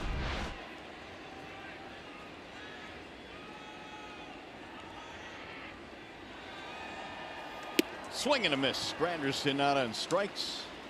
2 gone. 6 punch outs. Tigers fans, the team finishes off their series with Jays tomorrow. Make sure to join us for Tigers Live at noon right here on Fox Sports Detroit. Then it's on to the Windy City, taking on the Cubs at Wrigley for a pair. Ain't nothing windy about that city right now. No, it's quite warm. It was smoking hot there yesterday.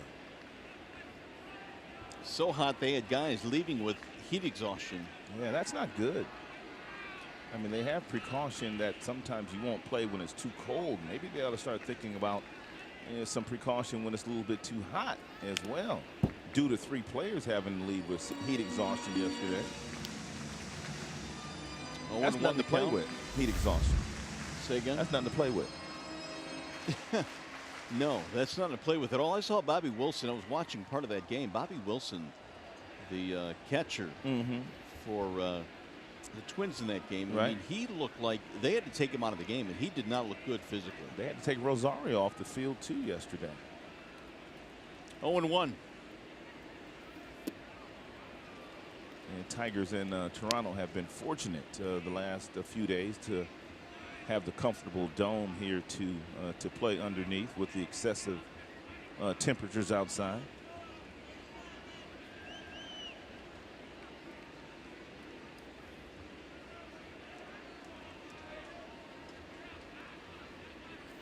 Swing and a miss. Hernandez, who tripled in the first inning, scored their only run. He flied out in the 3rd. It is a nice, comfortable 68 degrees indoors here. 1-2 on Hernandez.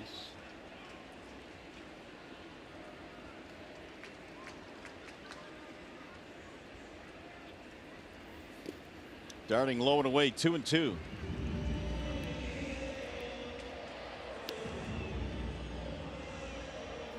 Solarte waiting on deck. Nice crowd on hand here. Canada Day here in Toronto and all across the nation. The 151st birthday of this nation.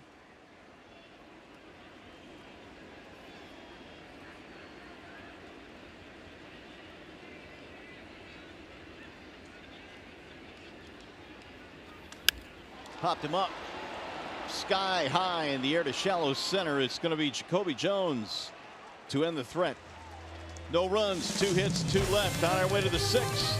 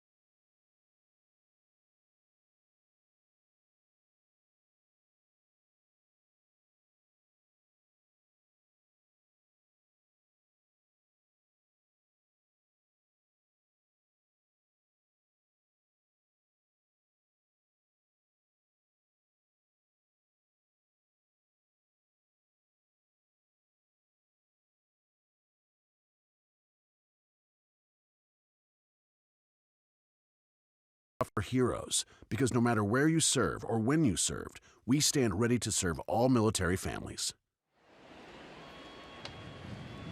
Back here at Rogers Center, where Canada Day being celebrated here this afternoon, and the Tigers have been doing most of the celebrating, though. Grand slam home run by Nicholas Castellanos has given the Tigers a 5-1 lead. Jay Happ will go back to the hill as we head to the 6th.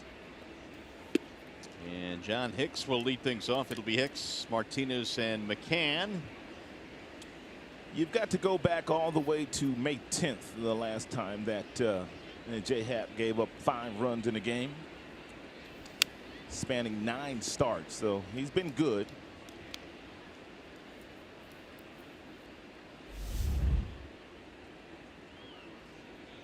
Happ came into this game 23 games over 500 for his career. In the air to right field, and it's going to be Grichuk to run it down. Hicks 0 for 3. I wonder if a guy like Happ still gets caught up in the fact that he's going to get traded, or if he's one of those guys that kind of thinks about it and it might bother him. Judging by his last 8 starts coming into this game, it hasn't bothered him, but the talks, I believe, are starting to heat up, and I think everybody's talking about the fact that Happ will move here in the next week or so. I think you're able to keep it out of your mind until July rolls around. This is the first day of July, and the deadline, of course, the end of the month. So you keep hearing more and more and more. I mean, I don't know. I guess it depends on what guy you're talking about. It's hard to get into Jay Happ's head. Well, his next start is scheduled to be against the New York Yankees, who will be in Toronto. And there are some that say that he may even make that start for New York against the Blue Jays if they're able to come to some kind of an agreement. Happ was a 20-game winner 2 years ago. DeMart in the air to left. Hernandez, 2 fly ball outs, 2 away in the 6th. Friday, July 6th, Tigers take on the Rangers at 7:10. The first 10,000 fans 21 and older receive a patriotic picture courtesy of Miller Lite. Stay after the game for post-game fireworks, and for tickets, go to Tigers.com.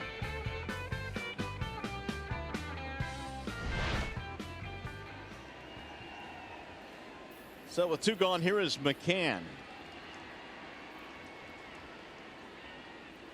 Strikeout and pop up for James.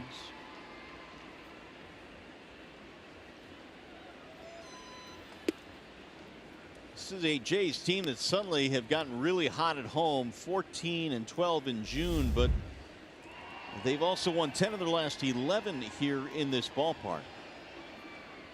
Tigers jumped them, though, with a 5-run inning.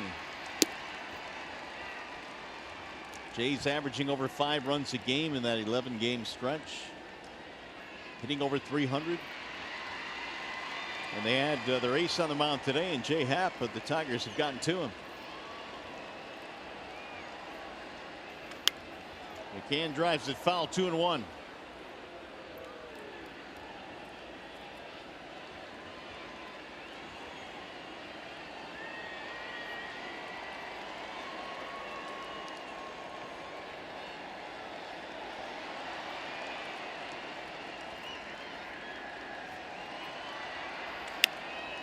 It'll pop up shallow center field, going to drop. McCann needed that. It'll be a 2-out single to snap it 0 for 12. And the Tigers put another hit on the board. That'll be their 8th.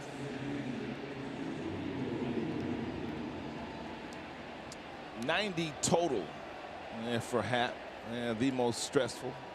And the 5th frame where the Tigers scored a 5 spot against the Jays ace.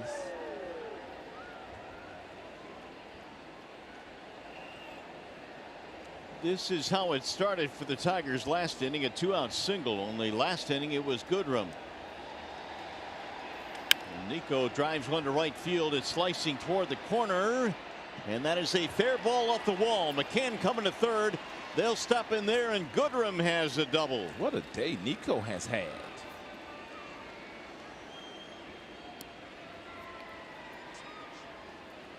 He has a feeling that Happ's not going to throw him anything inside because he's done his homework.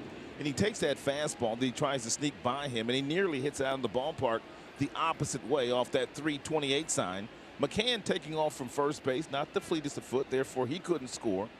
But Nico, he settles for a stand-up double.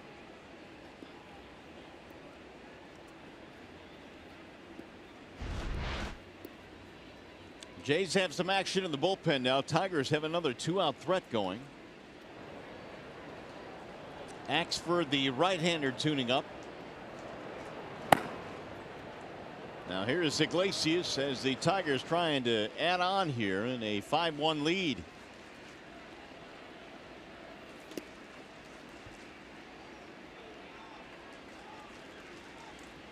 Iggy single to center in the 5th inning. He is 1 for 2.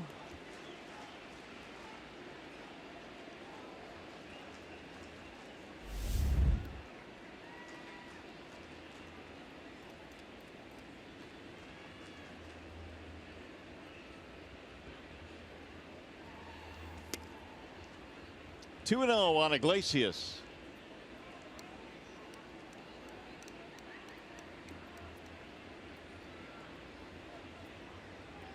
Yeah, Rosa Martin going to buy a little time now as they get some activity down in the Blue Jay bullpen. And this more than likely will be Happ's last inning.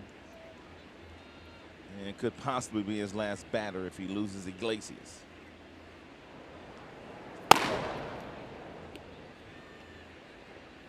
Happ came in with 8 quality starts this year, tops on the Jays staff. He won't be getting one today.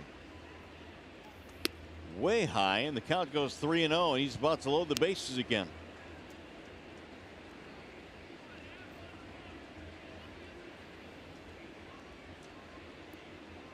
Jones, the number 9 hitter, waiting on deck.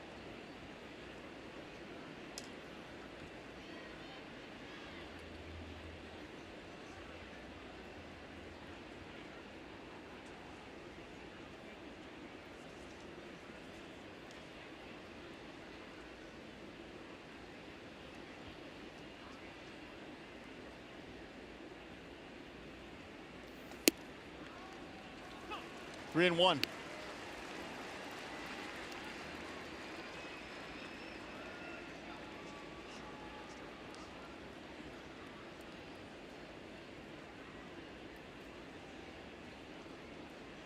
McCann got it started with a 2-out single and a double for Goodrum off the wall and right. And Happ has slowed things down considerably here in the 6th.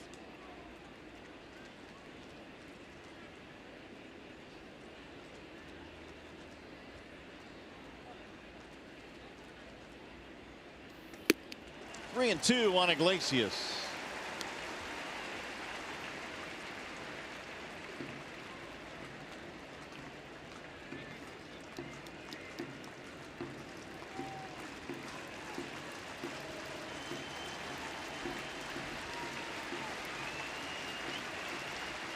Here's the full count pitch. In the air to shallow left field, and that ball is going to drop. Base hit, 2 more runs in. Iglesias loops a single to left field, and the Tigers again strike with 2 outs.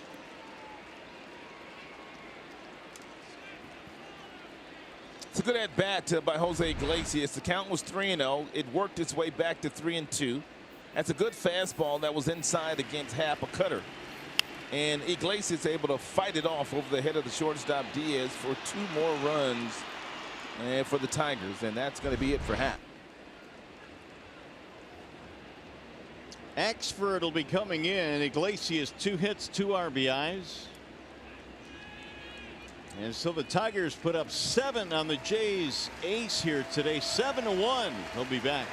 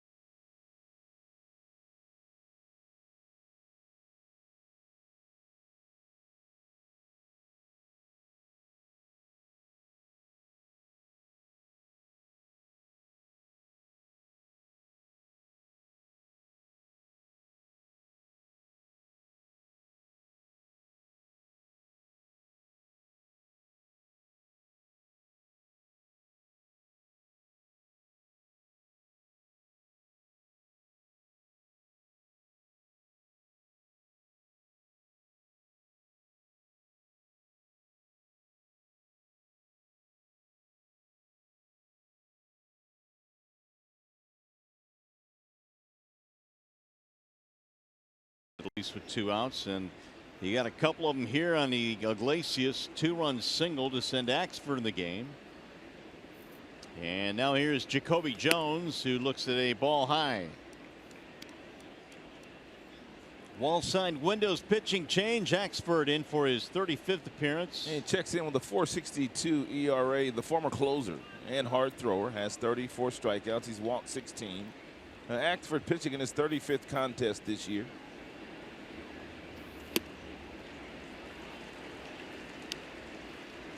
Jones a double and a walk. It was his walk in the 5th that kept the inning going, and then a bunt single to drive in a run for Martin, and the grand slam by Castellanos.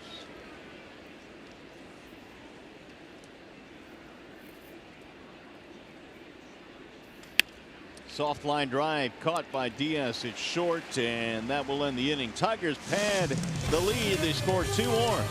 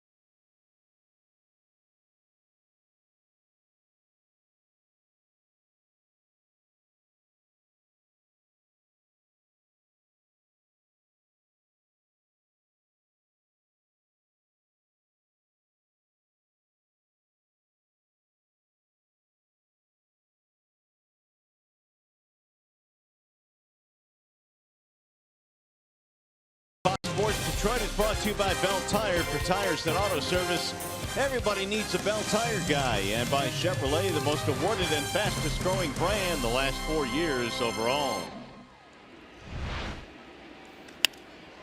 Here's the first pitch hammered in the air toward left field. Reyes going back to the wall to make the catch. And Solarte is out, 1 gone in the 6th. Tigers have a 7-1 lead. They fell behind early when Zim gave up a run in the 1st, but after that he has literally slammed the door.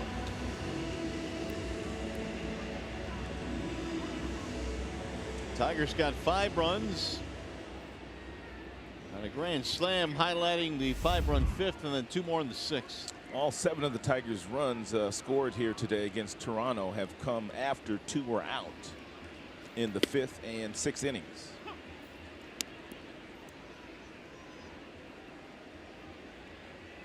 How about Stan Van Gundy? I'm checking him out. He loves baseball. Yeah, he loves baseball.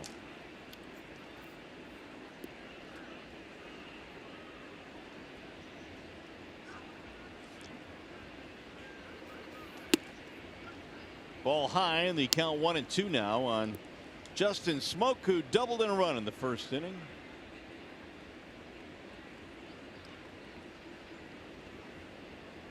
The 1-2.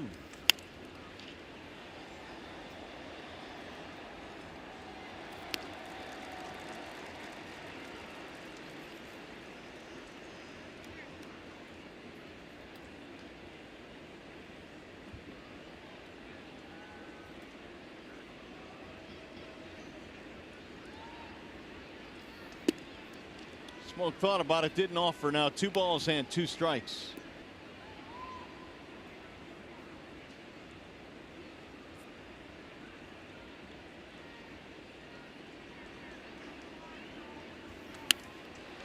Rip foul just outside of the line toward right field, reaching for a souvenir, and he got it. Nice job. 2-2 on Smoke, who had the game winner last night, the walk-off homer in the bottom of the ninth.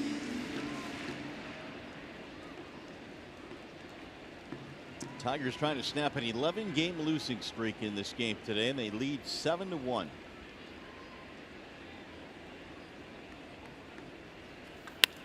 Again, whistled foul. And last night in the bottom half of the ninth inning, it was a 94-mile-per-hour fastball that was right down the middle. And Justin Smoke ended the ball game with his 11th homer of the season against Joe Jimenez.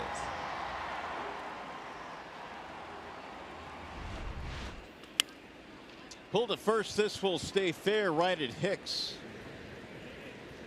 2 away. I was talking to Rick Anderson, the Tigers pitching coach, about that particular pitch that Smoke hit out yesterday against Joe Jimenez, and the velocity was just 94 miles an hour, and he's going to use it as another teaching moment for the youngster Joe Jimenez, who throws 98. And when you know a guy is as good as a guy like Smoke is, and the guys behind Smoke don't necessarily have that kind of power, you just have to think things through a little bit better, and that's some of the stuff that Rick Anderson brings to the table. Popped up off the bat of Pilar, first base side. Hicks has room, and Zim continues to cruise. Look out, Jordan, I see. A 1-2-3 6th inning. Fly ball, ground out, pop up. That means we go to the 7th.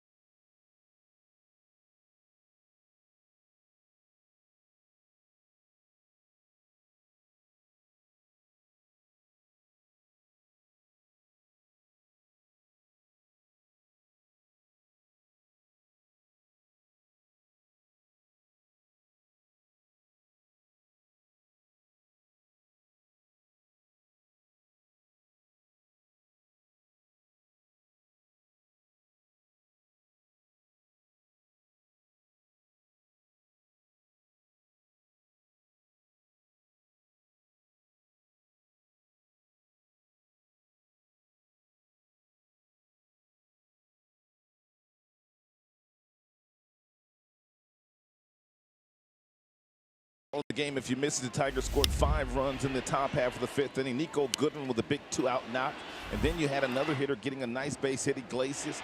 You had that wonderful bunt base hit by Leonce Martin, who had to leave the game. And that forced half into pitching to Nicholas Castellanos with the bases loaded, something he didn't want to do, and Nicholas connects for his 4th grand slam of his career. You know, we often say baseball is a funny game. Your team has lost 11 straight. You come to the ballpark, and you got to face Jay Happ, right? And you're thinking, oh, man. And then all of a sudden you put up 7 on him. And then Jordan Zimmerman's done the rest. That's right. Now you got a 7-1 lead here in the 7th inning as Victor Reyes leads it off. As we said the last couple of days, even though the Tigers were losing, they were still competing. They weren't getting blown out of many of the games. Even competed against the Oakland Athletics in that 4-game series. Well, they competed in the first 2 in this series as well. This might be an infield hit if Reyes can really run, and he is out by a step. 1 gone. We bring in Trevor Thompson. Guys, John Axford is on the mound right now, and he's from nearby Simcoe, Ontario, about a 90-minute drive from here. And this is his first opportunity to play for the Blue Jays on Canada Day. So for the last year, he has been compiling an all-Canadian playlist. He's got over 500 songs on that thing, all Canadian artists, no duplicates of the song, and he's been playing it inside the Blue Jays clubhouse during Canada Day weekend. And he told me that he's educated some of his teammates on songs and artists that they didn't know that were Canadian, but they recognized the music, like Shania Twain, Rush, certainly Bryan Adams makes that list. So a little bit about John Axford as he takes the mound here in the 7th. Hey, Trev, in my era, which is certainly before your era, but in my era, I don't think it's that much before mine. Correct me if I'm wrong, but Bachman Turner Overdrive is Canadian band as well, right? Little BTO. Yeah, BTO was my favorite Taking band care of business. Mario up in the booth with his Canadian music knowledge. Yeah, he is. Yeah, they're jumping up in the booth here. They're all BTO fans, so that's cool. Axford getting a chance to put together some of his favorite Canadian bands and play it here at Rogers Center. Castellanos the hitter here with 1 out in the 7th.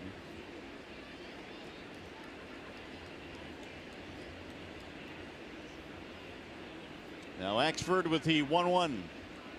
A little bit high, 2 balls and 1 strike. When Nicholas locks in and doesn't leave the strike zone, he's an outstanding right-handed hitter.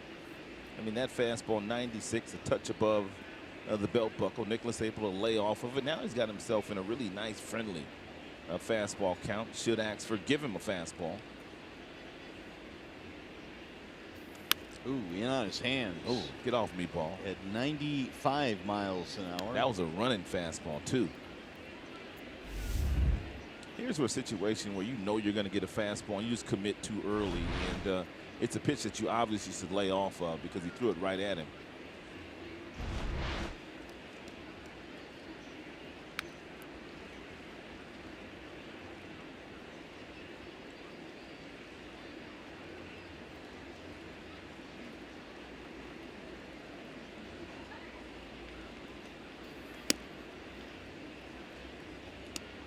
The home run for Castellanos, his 13th of the year, and now Nick has crossed the 50 plateau in RBIs, 53. Yeah, Nicholas also leads the team in homers and RBIs and batting average, just about every offensive category. He's your leader. And he'll make his first All-Star team this year.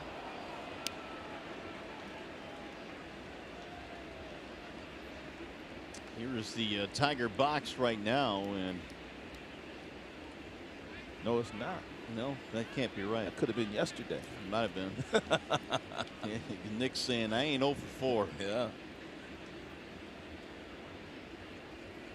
3-2.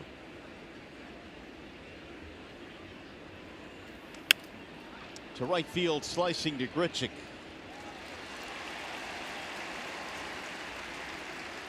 Two gone. Time for the Ram. Pick the stick up there. I know somebody who's celebrating. Well, let's hope this is right. 10 points for Ron Allen on the grand slam. He happened to be fortunate enough to. Now, did you see you were thinking of not picking Castellanos? I really was. Come on. No, seriously. But I mean, come on, Mario. I mean, if you're Hap, yeah, why would you pitch to Castellanos today? Yeah. I mean, he came in 9 for 16. Yeah. I mean, unless you're forced into pitching to a guy, why would you pitch to him? But you could also look at that 9 for 16 and say this guy owns him and it's going to continue today. That's not how I would look at it. Well, let's see. Tomorrow I've got the first pick. I know you do. So now, should I not pick Castellanos? No, I'd take him tomorrow. I would take him. But I'm serious. No, I get it. I understand. I mean, that is a pretty good beating. And you think if you're Hap, well, all right. Not only that, he's 9 for 16 against Hap. That's 565. That's good. And then on top of that, he's hitting 425 against left-handers, which is the best in the country. That's good. Belted to right field, but Grichuk is going to run it down. It'll be a 1-2-3 for Axford. And coming up, the Consumers Energy 7th inning stretch. I'm glad I didn't overthink it and took Nick, though.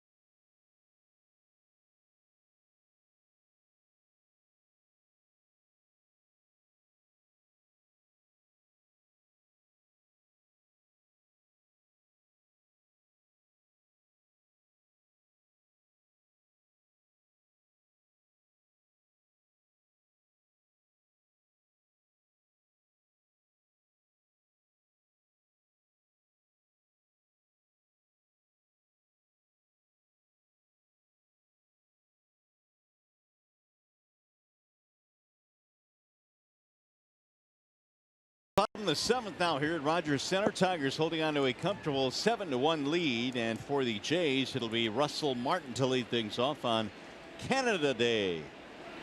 And the stadium decked out in red. The Blue Jays wearing their red tops. And Martin is going to be followed by Grichuk and Diaz. Zim still out there pitching well today in a wave and a miss. 1-1. Zim was so upset after his last start that he voiced his frustration after being taken out of the game against the Athletics after just 5 innings and 79 pitches, and he was pitching well. They're stretching him out here today. He's at 90 now and dealing. Martin is 0 for 2, strikeout and flyout.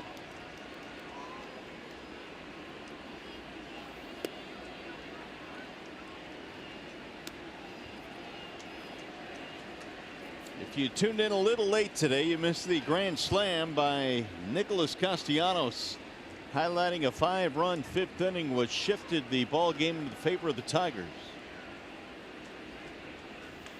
Pulled on the ground to third. Nice hop there for Candelario. Stayed with it, and he throws him out. Ball gets to you quickly here on the artificial surface. And ball jumps up on Candy, but he stays with it. He keeps it in front of him. And it takes his time. He grabs a 4-seamer and throws it across the diamond.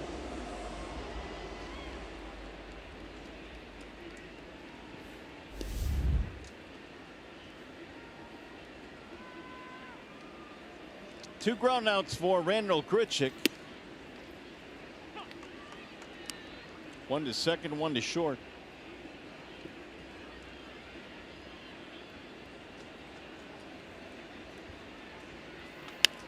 Popped up. Shallow left center. It's Iglesias. 7 straight retired now by Zim. Catch baseball's biggest stars at the 89th Major League Baseball All-Star Game, presented by MasterCard, July 17th on Fox. Game coverage begins at 7:30 Eastern. Aledmys Diaz.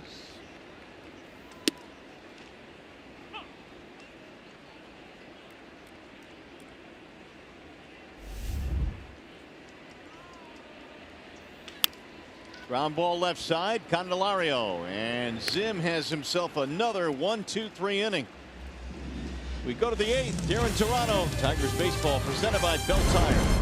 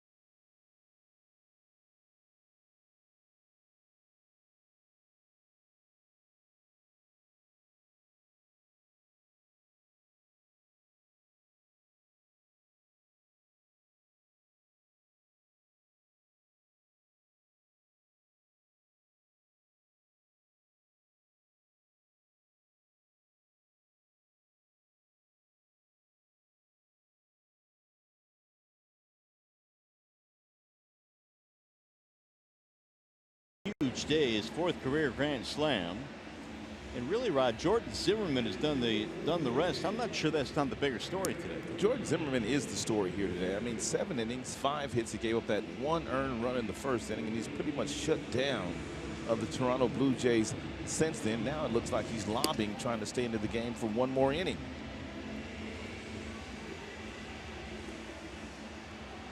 7-1 ball game as we go to the 8th.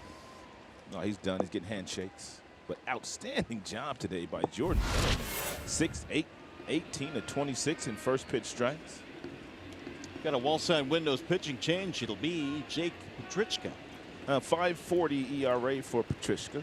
In 9 games, the opponents are hitting over 400 against him. He's got some funkiness in his delivery. He's got some stops, some starts. Positive outing today by Jordan. He did everything today that Rick Anderson told me he would do. And I know Jordan's had a great day, but I think he might think back to that pitch of smoke as one that he probably shouldn't have made. I would say that. He gave the 1 run there. You never know, but you see Rick Anderson now talking about that fastball on the outside part of the plate and then expanding the strike zone with that slider. All smiles today. Yeah, they are, man. They need to finish this thing, though, today. It's 2 in a row now for Zim that have been very good. Hicks swings and misses.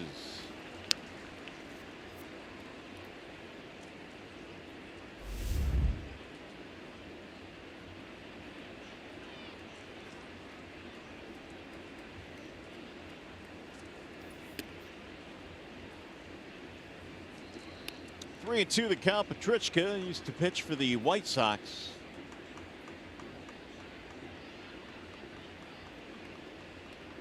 Call up from AAA in early May. And he walked in, ball 4. Leadoff man on. Tigers baseball on Fox Sports Detroit is brought to you by Comerica Bank. Raise your expectations of what a bank can be. Come to Comerica. Your Metro Detroit Chevy dealers.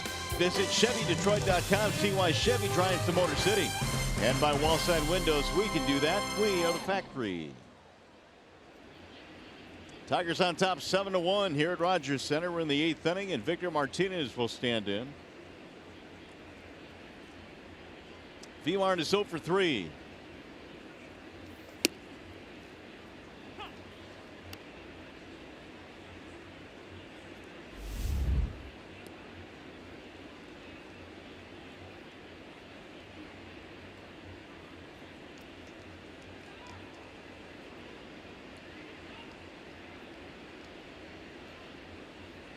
Infield shifting to the right side on Victor, who looks at a ball low and in. 95 from Petrichka. Second baseman Devin Travis not playing where he normally plays. He's not as deep. And usually the second baseman, when they overshift on, and Victor Martinez is out in the outfield. And they want to still give themselves an opportunity to turn 2 if Victor hits something on the ground. He does right at the first baseman. Smoke throws to second 1. They've got plenty of time for the double play.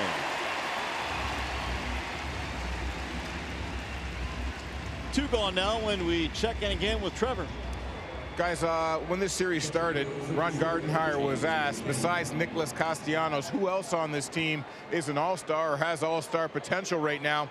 And he immediately shot back with Joe Jimenez in the year that he's had. He's right near the top of the American League in appearances. This much we know, and we've seen his stuff improve vastly over last season along with his confidence. So he is a legit contender in that area. And he also pointed to Jmar Candelario as a guy who could be an all-star when he gets a little more experience. He's had a hot bat, but he's riding the ups and downs of a big league season right now for the very first time. And in time, that's a guy that Ron Gardenhire thinks is another potential all-star in this lineup. Well, Jimenez was literally lights out until his last 2 outings.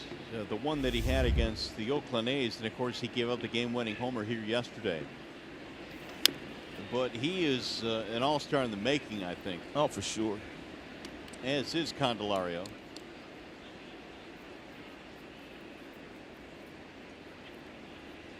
Meanwhile, Zim is still laughing on the bench with Rick Anderson. Yeah, it's good to see him smiling. That much we do know. Fly ball right field. Grichuk going back. Still going back to the warning track to end the inning. No runs, a walk, and nobody left. We'll head to the bottom of the 8th in Toronto.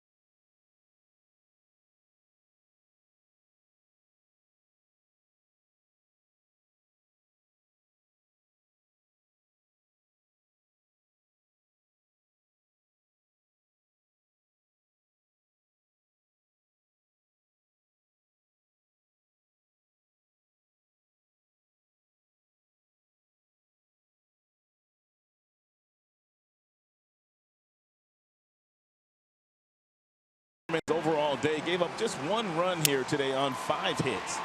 18 of 26 in first pitch strikes. He was moving his fastball all around the strike zone, anywhere from 90 to 94. Outstanding breaking balls to expand the strike zone, and this is one of Jordan Zimmerman's better outings of the season. Well, he's going to give way to the bullpen here, but he was absolutely marvelous today. 7 innings, 5 hits, 1 run. Didn't walk anybody. All 6 of his strikeouts came on that slider after he was able to get ahead with the fastball and then expand the strike zone to the outside corner.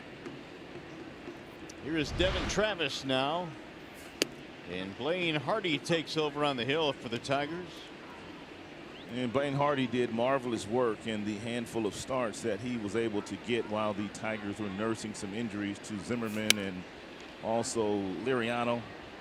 Yeah, but now he finds himself back in his familiar spot.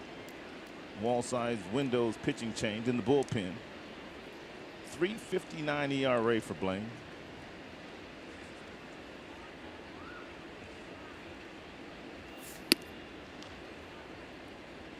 Travis, Granderson, and then Hernandez.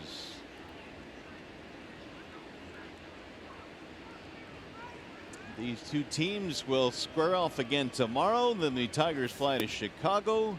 That next homestand again is going to only be 4 days. How about that? Don't they know that we have like dry cleaning to do and stuff like they that? got a lot of stuff to do. Nobody cares. I mean, you got to do your laundry, man. You got to get to the dry cleaners. Grass to cut if you're Kirk Gibson. Tap mom on the shoulder if you're lucky.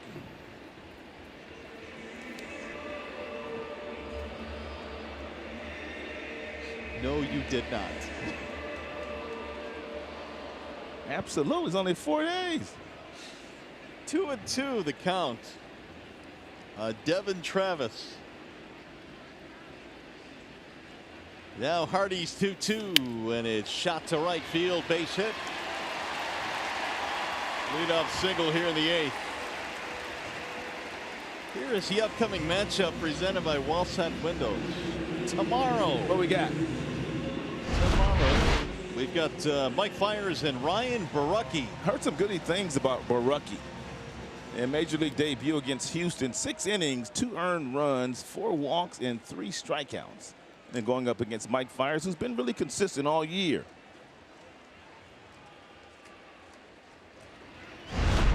It'll be Kendrys Morales pinch hitting now for Curtis Granderson. It has not been a good series for Mr. Morales. He fanned 4 times yesterday and has struck out 6 times in the series. And he's done pretty good work in his career against the Tigers.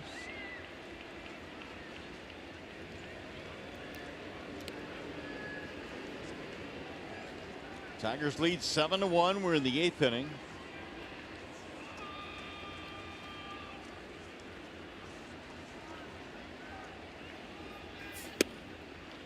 Strike called on Morales, who stares back at Hoberg, the home plate umpire, in disbelief.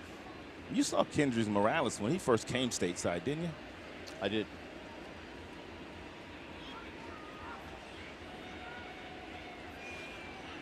Here's a throw to first instead of the 0-2. Morales. Again, we talked about this in the broadcast yesterday. Suffered that broken leg celebrating a home run in his heyday with the Angels. And it looked like he was on his way to a marvelous career. Now, he still put up really good numbers. Since that celebration, those celebrations at home plate, they've kind of tempered themselves. You don't see guys jumping up as much and jumping down as the way that Morales hurt himself that year. That kind of slowed him down for the next couple of years. You know what else you don't see anymore is, or what you will see is, guys, as they round the bag coming home after hitting a game-winning home run, they'll take their helmet and throw it in the air. There have been guys that have been smacked on the helmet in a celebration, and I know Denny Hockey in Minnesota had his nose broken. Yeah. Because somebody slammed his helmet down on his nose after a game winner. I think Arenado, at least this year or last year, got hurt too after a big home run. He got hit with a helmet or something.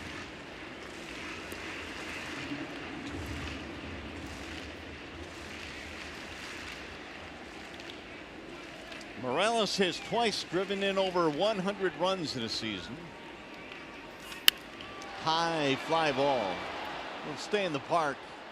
Castellanos under it. Morales out, one gone.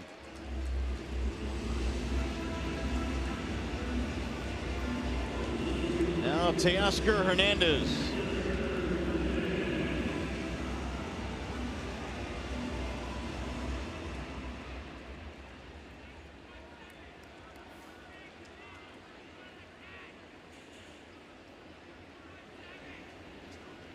The Tigers go on to win this game. They will win another game started by a left-hander. And they got to Jay Happ, a pretty good one today for 7 runs.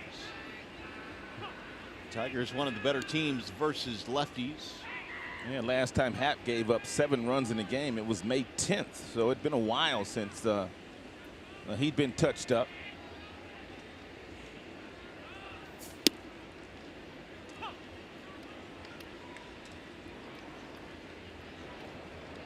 Preston Guillemette warming up for Toronto.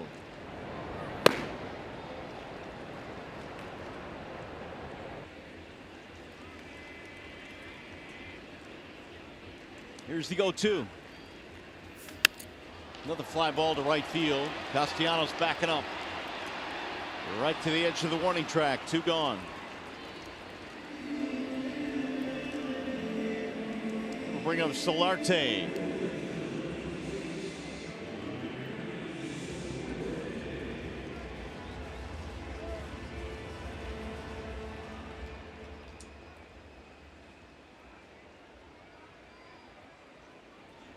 Strikeout, flyout for Yangervis Solarte.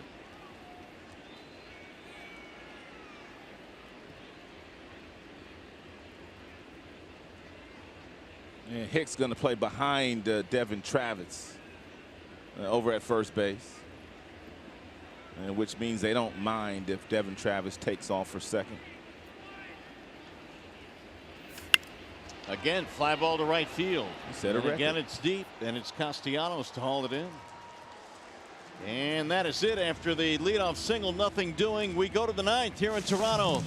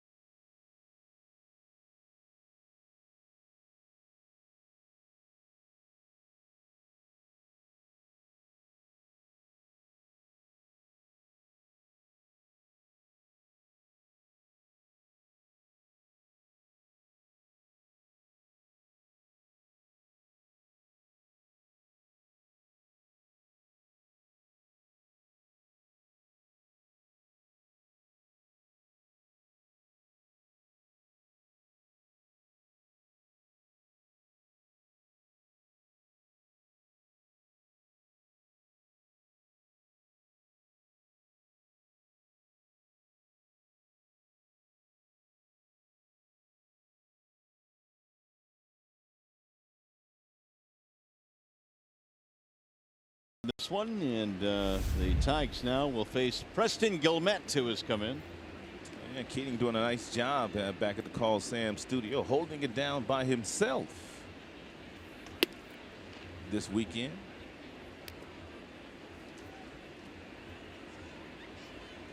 So the changes now for the Toronto Blue Jays are somewhat interesting. We'll get to them in a minute. Nico stands in and looks at a ball low and away. Yeah, Nico Goodrum had a good day. 3 for 3, a double, 2 singles. He scored twice. It is not often you will see a guy catch and then move to short in a major league game, but that is what has happened here. It's been a couple of times now that Russell Martin has played shortstop. Luke Maile has come on to do the catching. It's pounded foul back out of play. And they had a 4-game stretch this year where Russell Martin started the game at catcher. He started the game at third, short, and left field in a 4-day span. Meanwhile, Darnell Sweeney is the new third baseman. First time we've seen Darnell. Nico trying for a 4-hit game.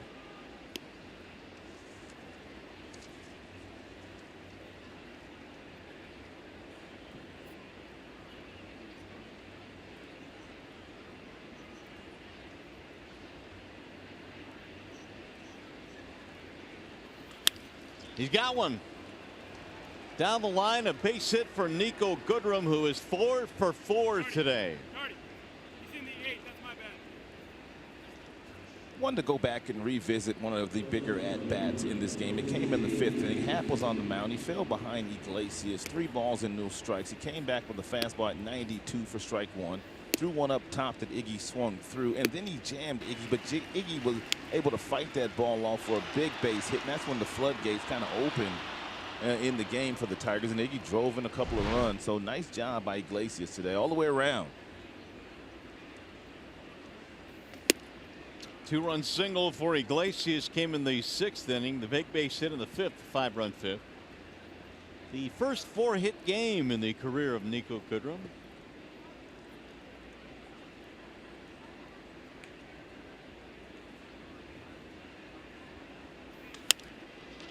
Popped in the air to shallow right. Grichuk coming in. Iglesias is down 1 away. It'll bring up Jacoby Jones. Shane Green in the Tigers bullpen.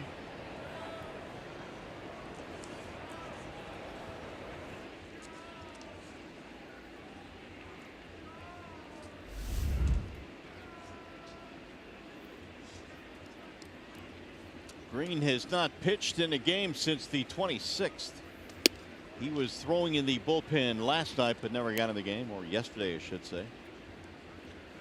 Jacoby Jones, the batter.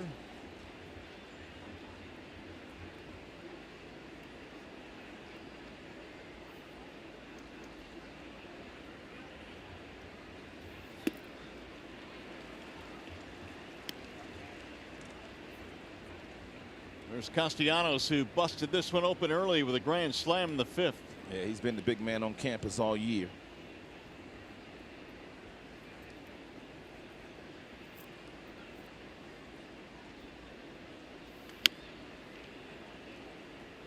Gilmet started the year with the Cardinals, with the Blue Jays now.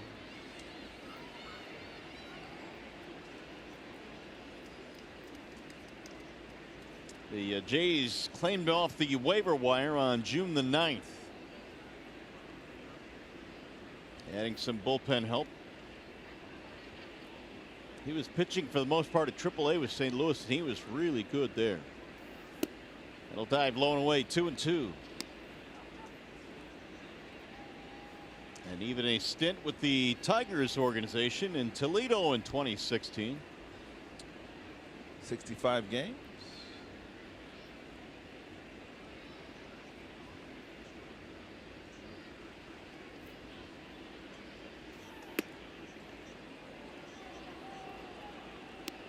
Three and 2 now on Jacoby Jones. Victor Reyes waiting on deck. The word, by the way, on Leonis Martin was a hamstring cramp, which took him out of the game. And we'll see what his status is going forward. Another day game here tomorrow, and then 2 day games in Chicago. Driven to left field, hit pretty good. That ball is up there, but it's going to be, yeah, it's gone. It is a 2-run shot for Jacoby Jones, who laid into that one off Gilmet, and the Tigers pouring it on now. It is a 9-1 ball game. That was an absolute frozen rope off the bat of Jacoby Jones on a 3-2 pitch from Gilmet. I mean, he absolutely scorched that baseball. The final pitch, the 3-2 pitch, was 91, and it was right down the middle. And Jacoby Jones, man, did he generate some bat speed coming through the strike zone. That ball left his bat at 108. That ball drilled deep to center field. And it's going to be a stand-up two-bagger for Reyes. How's Gilmet holding that thing?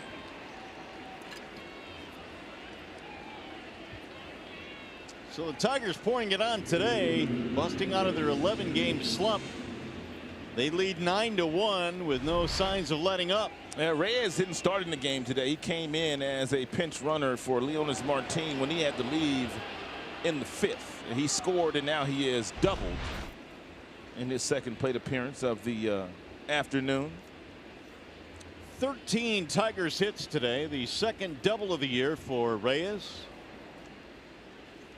It'll bring Castellanos up there again, with a chance to add to his big day.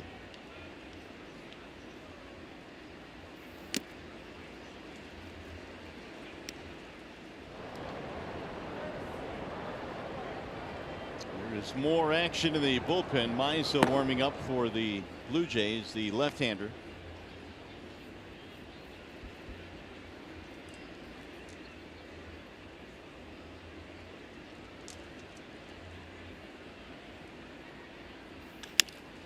High fly ball, center field. It is deep. It's going to the wall. Oh, and it's caught. Oh, my goodness. By Pilar. What a play by Kevin Pilar, robbing Castellanos, who even gives him a round of applause. Oh, no way, Pilar. On an otherwise blowout of a day, something to cheer about for Jays fans, and that is a standing O. Look at him, man. He climbs the wall and takes a home run away from Nicholas Castellanos. And that wall is about 10 feet high. My goodness. Even Nick had to clap his hands. He put his cleats into the wall and climbed the ladder and got over the wall to take the home run away from Nicholas. Ooh. Best catch I've seen this year, Mario. 2 gone, and that'll bring up Candelario. Swing and a miss, 0-1. Nick inches from a 2-homer game, and Pilar says, no, sir. Oh, my goodness. And for Pilar, just another day at the office.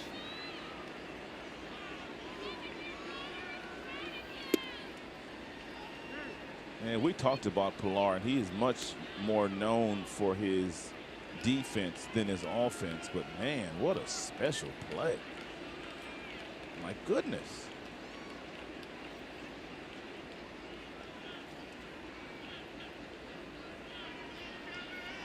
Here's the 1-1. Swing and a miss. Gilmet trying to get through the innings, so they don't have to bring Meza in. He's been warming up in their bullpen, but he's given up some rockets in this inning. He really has. I mean, everybody's hit the ball extremely hard.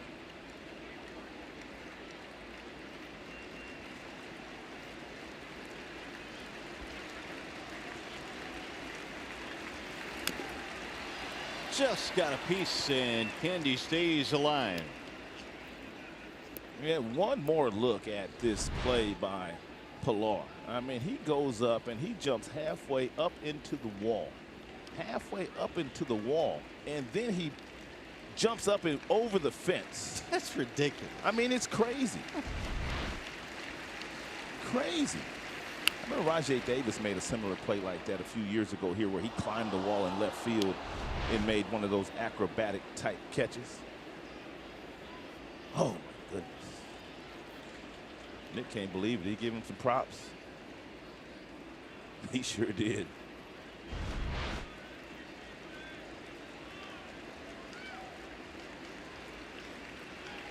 Now the 1-2. Swing and a miss. Candelario is out of there, and that'll bring the inning to an end. Tigers had 2 more. Jones with a 2-run homer, but the highlight play was Pilar. 9-1.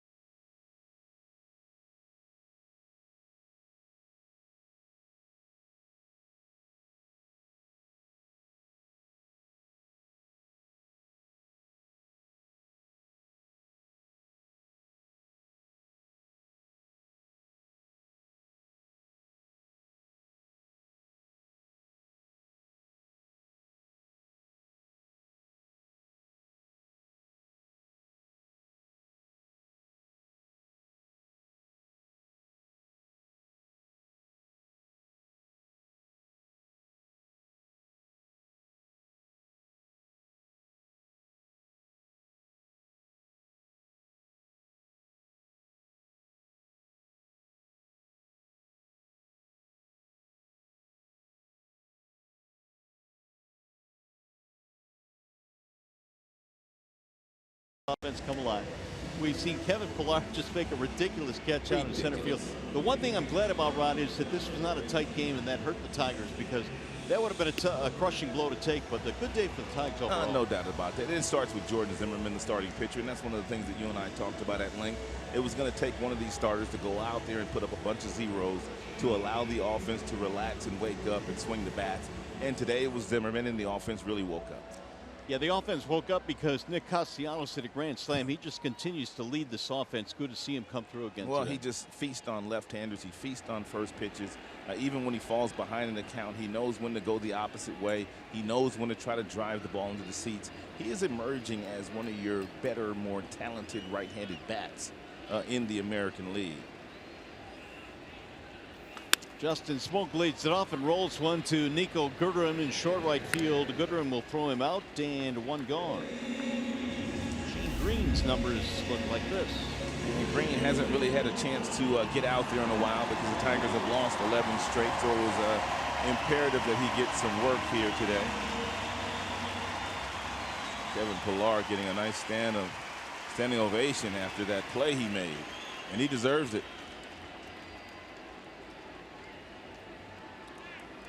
Pilar is 1 for 3. Tigers 2 outs away from stopping the skid at 11 straight.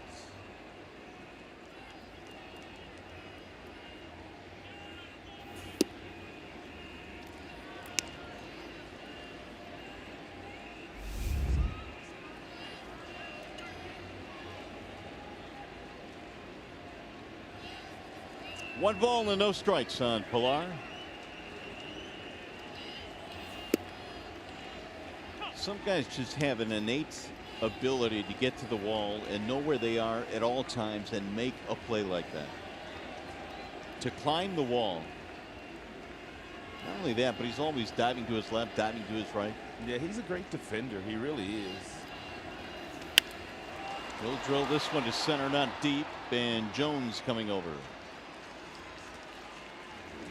What does StatCast have on the catch by Kevin Pilar, robbing Nicholas Castellanos of his 14th home run of the season and 25 feet per second. The distance he traveled was 100 feet, and he leaped up 12 feet to get over that wall to make the catch. That's me adding that in. I was wondering where you got that stat.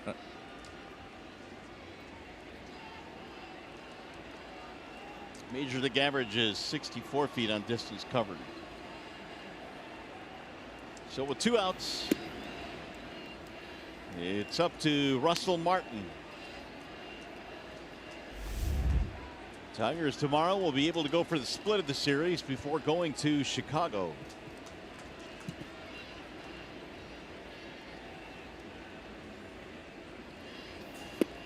One ball, one strike. And Tigers will play their 4th day game in the last 5 games tomorrow afternoon, and then they will head to Chicago, where they will play a couple of more day games.